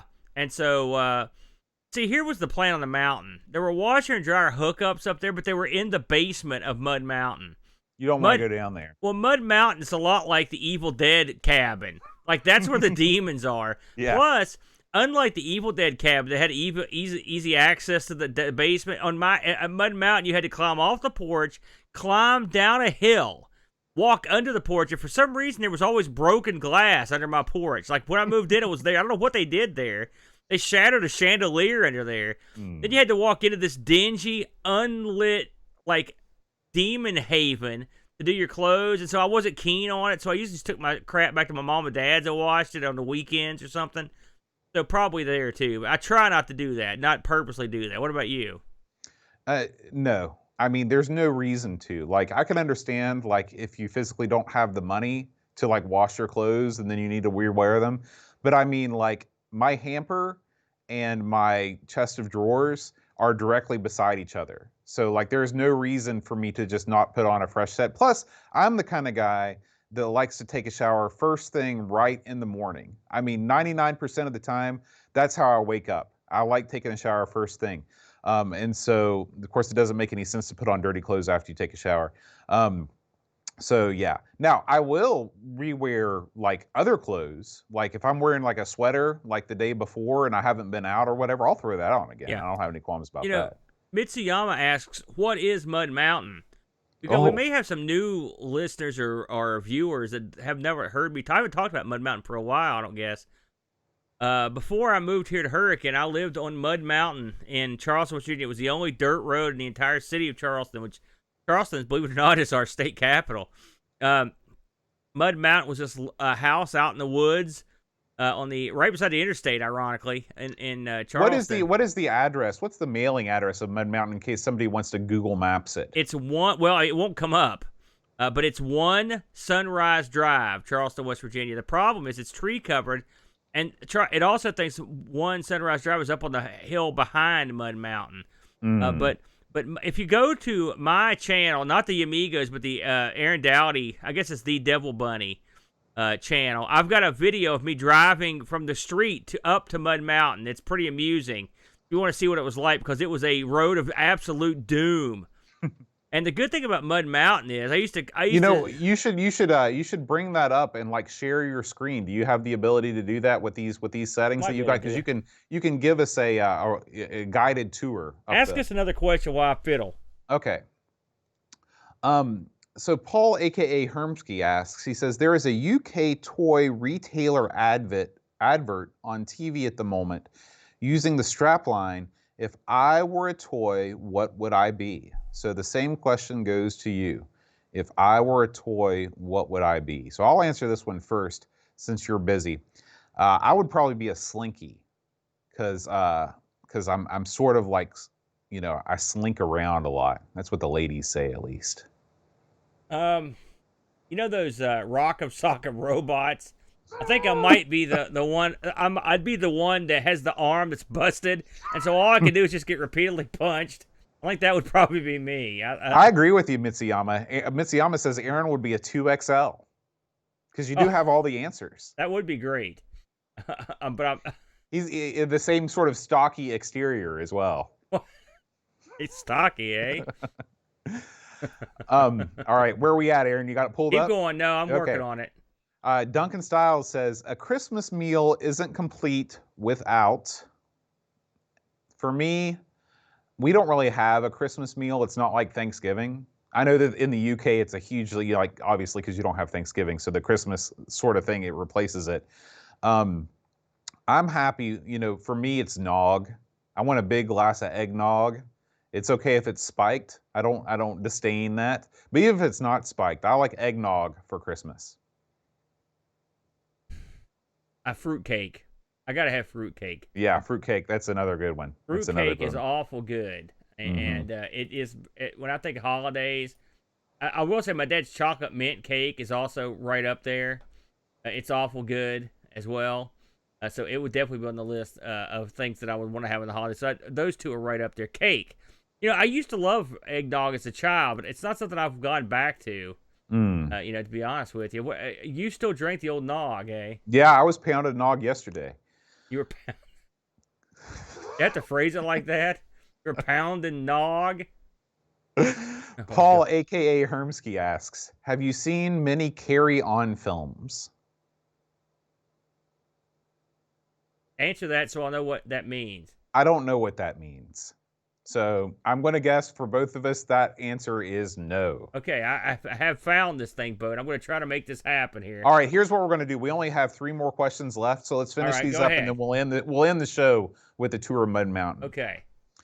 All right. Lord Soup asks, are there any single episode games that you'd love a sequel to, and how would you develop the gameplay on these games? These are real thought. This takes requiring some thought here. Single episode games that I would like to see a sequel to. What do you got? Anything that hits you immediately? Absolutely. I'd love to see a sequel to Wings, where you do the same thing that Wings does, except you're in World War II instead of World War I. I mean, the game writes itself. That is a great answer, Boat. Yes, I'm going to go with Boat on this. That would be awesome. Plus, it would teach people a little bit about World War II. And, you could even have the pilot transport to the Pacific. Maybe, depending on if you're playing an American or British or, whatever. It's a great idea. Really, Wings is a fun game, and it also teaches you. And I like the fact that it doesn't sugarcoat what it was like to be a pilot. And he even shows pity on the poor bums, the poor guys that are stuck down in those trenches as he flies over. Horrible war. And probably the most miserable. Well, I mean, they're all bad, but just horrible in those trenches with all the badness that was going down. It's a shame that we couldn't learn from that one to not repeat our same mistakes, but we keep doing it. So I guess why not now? But yeah, great answer. But I agree. Hat Chad asks. Hat Chad. I know the official response, but are Jaffa cakes really cakes? Go ahead. I don't know. I'm not sure I know what a Jaffa cake is. So a Jaffa cake is a popular British food that is like it's almost like a fig Newton, except it's chocolate covered and it's orange and it's not really chewy. That sounds great. Yeah, it is. I've heard these mentioned. I've heard these referenced on shows, but I don't think I've ever had one. They're very good. Sent us one, and they sound great. This is famous because when they introduced the VAT tax in England, they taxed biscuits, but they didn't tax cakes. I do remember hearing that. Yeah, right, yeah. Right. And so I think they only taxed chocolate flavored biscuits. The VAT tax is real wacky. Yeah, that sounds crazy. But at any rate, the whole deal, and this guy, I think he went to court over it, was that when a cake gets old, it gets hard. When a biscuit gets old, it gets soft. Therefore, a Jaffa cake is a cake. Okay. I would like to try those before I make a determination, but that's it. Can we get those around here? Yeah, you can get them at Aldi. Okay. All right, there you go. Yeah. Christian Russell asks, and this is the final question, Aaron. I've got one more after this one. Go ahead. Okay, man. This is sort of an island discs question. However, instead of asking which 8 records you would take, the question is, if you were only allowed to take one distinct genre of music to your desert island, which would it be? What distinct what was it? One distinct what of music? If you could only take one genre of music to your desert island, what would it be? It'd be classic rock. It would. Because, I mean, I'm talking that 60s, 70s. That'd be it. Because it's easiest to, part of me there, I would miss tons of great stuff, but that's probably, I would probably take that. What about you? Don't say jazz. That's real. That's a real strong. The thing is like, do I want to take a bunch of stuff I already know and I already like, or do I want to take stuff that like I'm not that familiar with so I can sort of grow into it? However, there's still a bunch of classic rock stuff from the 60s and 70s that I still haven't heard. So right, me too. That was exactly what I was thinking. Yeah. Yeah. So I'm probably going to go with you. I'm probably going to go with you on this one. If I could only take one genre, it would probably be classic rock, because it's also, you can listen to the stuff that you love and it makes you feel better during the tough times. Plus, some of the better classic rock people dip into other genres that to make it, you can get a little taste. Exactly. So, yeah, exactly. Like you could listen to like Blood, Sweat, and Tears. They did a bunch of like classical inspired stuff. And so this is a bonus question here, Bode. Okay. I saw it pop up early. This is from our good buddy, Retro Ravi DJ. Oh, I know that guy. He asked, if you had to live in medieval times, what would be your weapon of choice for everyday use? My body. What? I'm a deadly weapon, Aaron. What? Well, I mean, you do have. What about your? I thought you'd say your sword. Oh yeah, I forgot about that. Aren't you a trained swordsman? You dipstick. Yeah, I'd probably go with the sword, with the katana. I'm okay at wielding that. That's a yeah. If we're actually talking about like European weapons, I think you could really wreck somebody with one of those ball and chains. Swing that around. Of course, you could wreck yourself. I could wreck myself before I check myself. I was chasing Luke around earlier with nunchaku, but I wouldn't really consider this medieval weapons. Like I think more of like the British medieval stuff. I'm one of these guys that would have like a pole arm or something. I want something that gives me some distance. Yeah, it's a good choice too. So I would probably go with something like that. So good question though. You never know when that's going to become relevant, Bode. That's true. That's why I continue to train with the sword. I don't know what this means, but Hermsky also said, he just asked, I don't know what this means. Maybe it was in roast. He says, Cobbs or Baps. I don't know what that means. So a bap is a type of sandwich. If you can think about like take like a Heiner's hamburger bun. Yeah. And make it about half the size. Yeah. And then fill it with stuff. That's like a bap. That's like a sandwich. Okay. So, and is that when he said Cobbs? He's talking about shish kebabs? I think, and now this is one of these things that's hilarious to British people because it's like regional differences in language. Yeah. So I think that they might be the same thing, and we're supposed to fight it out. But the problem is that I don't know enough about the regional differences to form an opinion. I'm gonna go with sandwiches any way it goes, Bode. But yeah, I mean, listen, like sandwiches. Whatever tasty, I'm not gonna turn it down, buddy. Okay, I'm gonna cue this up here, Bode, and I'll try to translate. I'm excited because I have not watched this video in many years. We're gonna put this in our games of the week. No, I'm not. Where am I gonna put this here? Let me see if I've got something that I can make this happen in. Bear with me for one moment here. Let's see what we can do here. I haven't actually set this up to do this, so we'll just play capture. That's what we want. Oh, into ignore infinity. that. Ignore all that, and wham! There it is. Bam! Can everybody see that? Yes. All right. So I just want to preface what you're looking at here. This is a road. This is the main road that goes to the road you go up Mud Mountain. If you could, to your immediate left is the interstate, I-64, and it's actually, if you ever look on a map at the split between I-64 and I-77, I lived pretty much directly across from that to the right. So to your left, that split is occurring. So you can look this up on a map. I've got the music. I got the audio turned off because I was playing Doors as I went up through here. And that's amazing. Yeah, we definitely don't want that on. So here we go. So you can see we're going up the road here. Now, let me stop you right here. What you've got here, that garage thing right there that we just passed, yeah, that they were cooking meth in that. Okay, let's move on.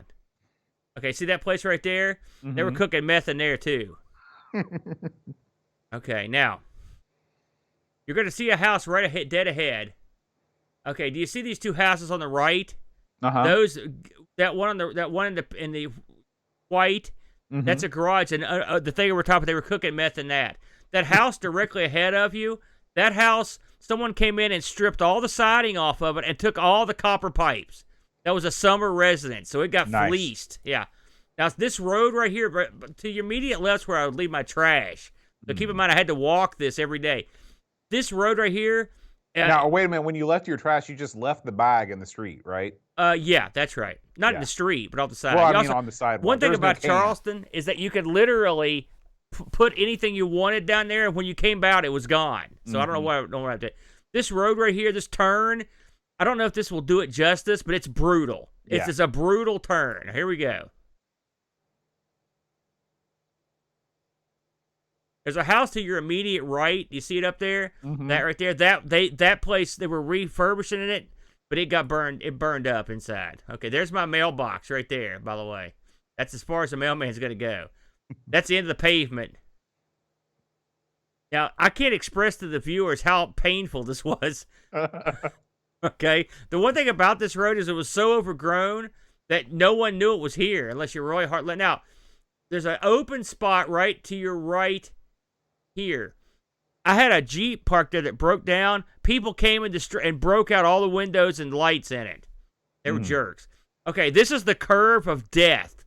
This is where the elevation really ramps up, and you've got to hit the gas into this curve. You see on the ground right here, that was part of the mountain. That wasn't gravel, but you had to get some traction right there to make this turn. Okay, this right here, by the way, when it rained, this thing filled with water like a creek. Okay, right here on the right, for years, I had my old Chevy Nova parked. But it was gone at this point. So we've made it. This is the steepest part of the hill. We've made it up. Now this is my little turnaround spot. You couldn't turn around unless you did like a 50-point turn. Here we go, I'm making a turn. This is all overgrown. There's a creek back in here. Okay, and then that right there is Mud Mountain proper. There it is. We'll turn around a little bit. Those lights weren't ornamental. Those were to make sure you could get around because it was so tough to see. Okay, I'm still turning. Like I said, it's a 20-point turn. Here we go. So, and once we get up to the walkway, I'll explain what's going on. You see, if you look, you couldn't see it now, but if you follow the lights, that's a walkway, a wooden walkway down through there. And that led to the front, but you never really went in through the front, right? No, well, yeah. I think I don't know if I get out here and show the path down or not. There's a stair to your immediate right. There's a wooden staircase. Now, it used to have a rail, but I ripped the rail down so I could put a video game in it. Yeah. So I ripped the rail down. I'm surveying Mud Mountain. That's Mud Mountain right there. Now, the staircase led to a plank walkway that went completely around the house to the front. If you walk, this is the back of the house, believe it or not. You drive up to the back, you walk around to the side, then you go down another set of stairs, and then you walk down the side of the house, and then you walk to the front of the house. There's a big porch that's up on stilts that's overlooking this creek at a hillside. Yeah, and the porch was actually not too bad. I mean, it was well constructed. It was pretty nice. My dad built that porch so you could drive a car onto it. Yeah. And then that was the house. There was a one bedroom, and I mean one, by the way, and a tiny little bathroom. And the bathroom would get so cold, you could see outside from in the bathroom. I remember that distinctly. You could be sitting on the can. If you turn the lights off, you could see the light from outside. I had one of those claw bathtubs, and I put one of these showers gimmicks in it so I could have a shower. It wasn't great. I'm not going to lie. And but that is Mud Mountain. I lived there for, I think I moved in about 2002, and I was there until I think 2000. Geez, but was it 2009 or 10 or something like that? No, it was after you moved back. Before I moved to Boston, like you moved. It was at least at the very no. It was 2011. You moved back in 2011. Yeah. Because I went to see you in Mud Mountain in 2010. Someone asked if I owned the house. It's funny. My dad's family owned that house. My uncle Junior used to live there, and Junior was the fire chief of Charleston. He died. By the way, Boat, they tried to put a second story on this house and it burned down. Oh my gosh. So at one time, that house had 2 stories, if you could believe it, that tiny little house. So when I lived there, I got it from my Aunt Mary, who had lived there, and she ended up moving into one of my other dad's house. Dad has some different houses. He's got one up on the river in, in Ripley, or somewhere up in there, Clay County. But this house was in the family for years, and when I moved out to move here, my Uncle Mike rented the house, and eventually he bought the house. And so he bought Mud Mountain. Unfortunately, Uncle Mike, fortunately for Mike, he met a girl and he moved in with her, but someone came and just trashed Mud Mountain, and a tree fell on Mud Mountain as well. The bank across from the front door was a hillside covered in trees, and they were all leany. You know what I mean? And I always wonder if one of these suckers was going to tip over, and one of them did, and it crushed the roof. And I don't think it was ever repaired. So right now, Mud Mountain, unfortunately, is in tatters. So it's kind of sad. But man, I had a lot of fun up in that house for a while, and it's had some depressing times too. It was a mixed. Tell them about your audio-visual setup up there, because that was pretty nice. What do you mean? Oh, your projector.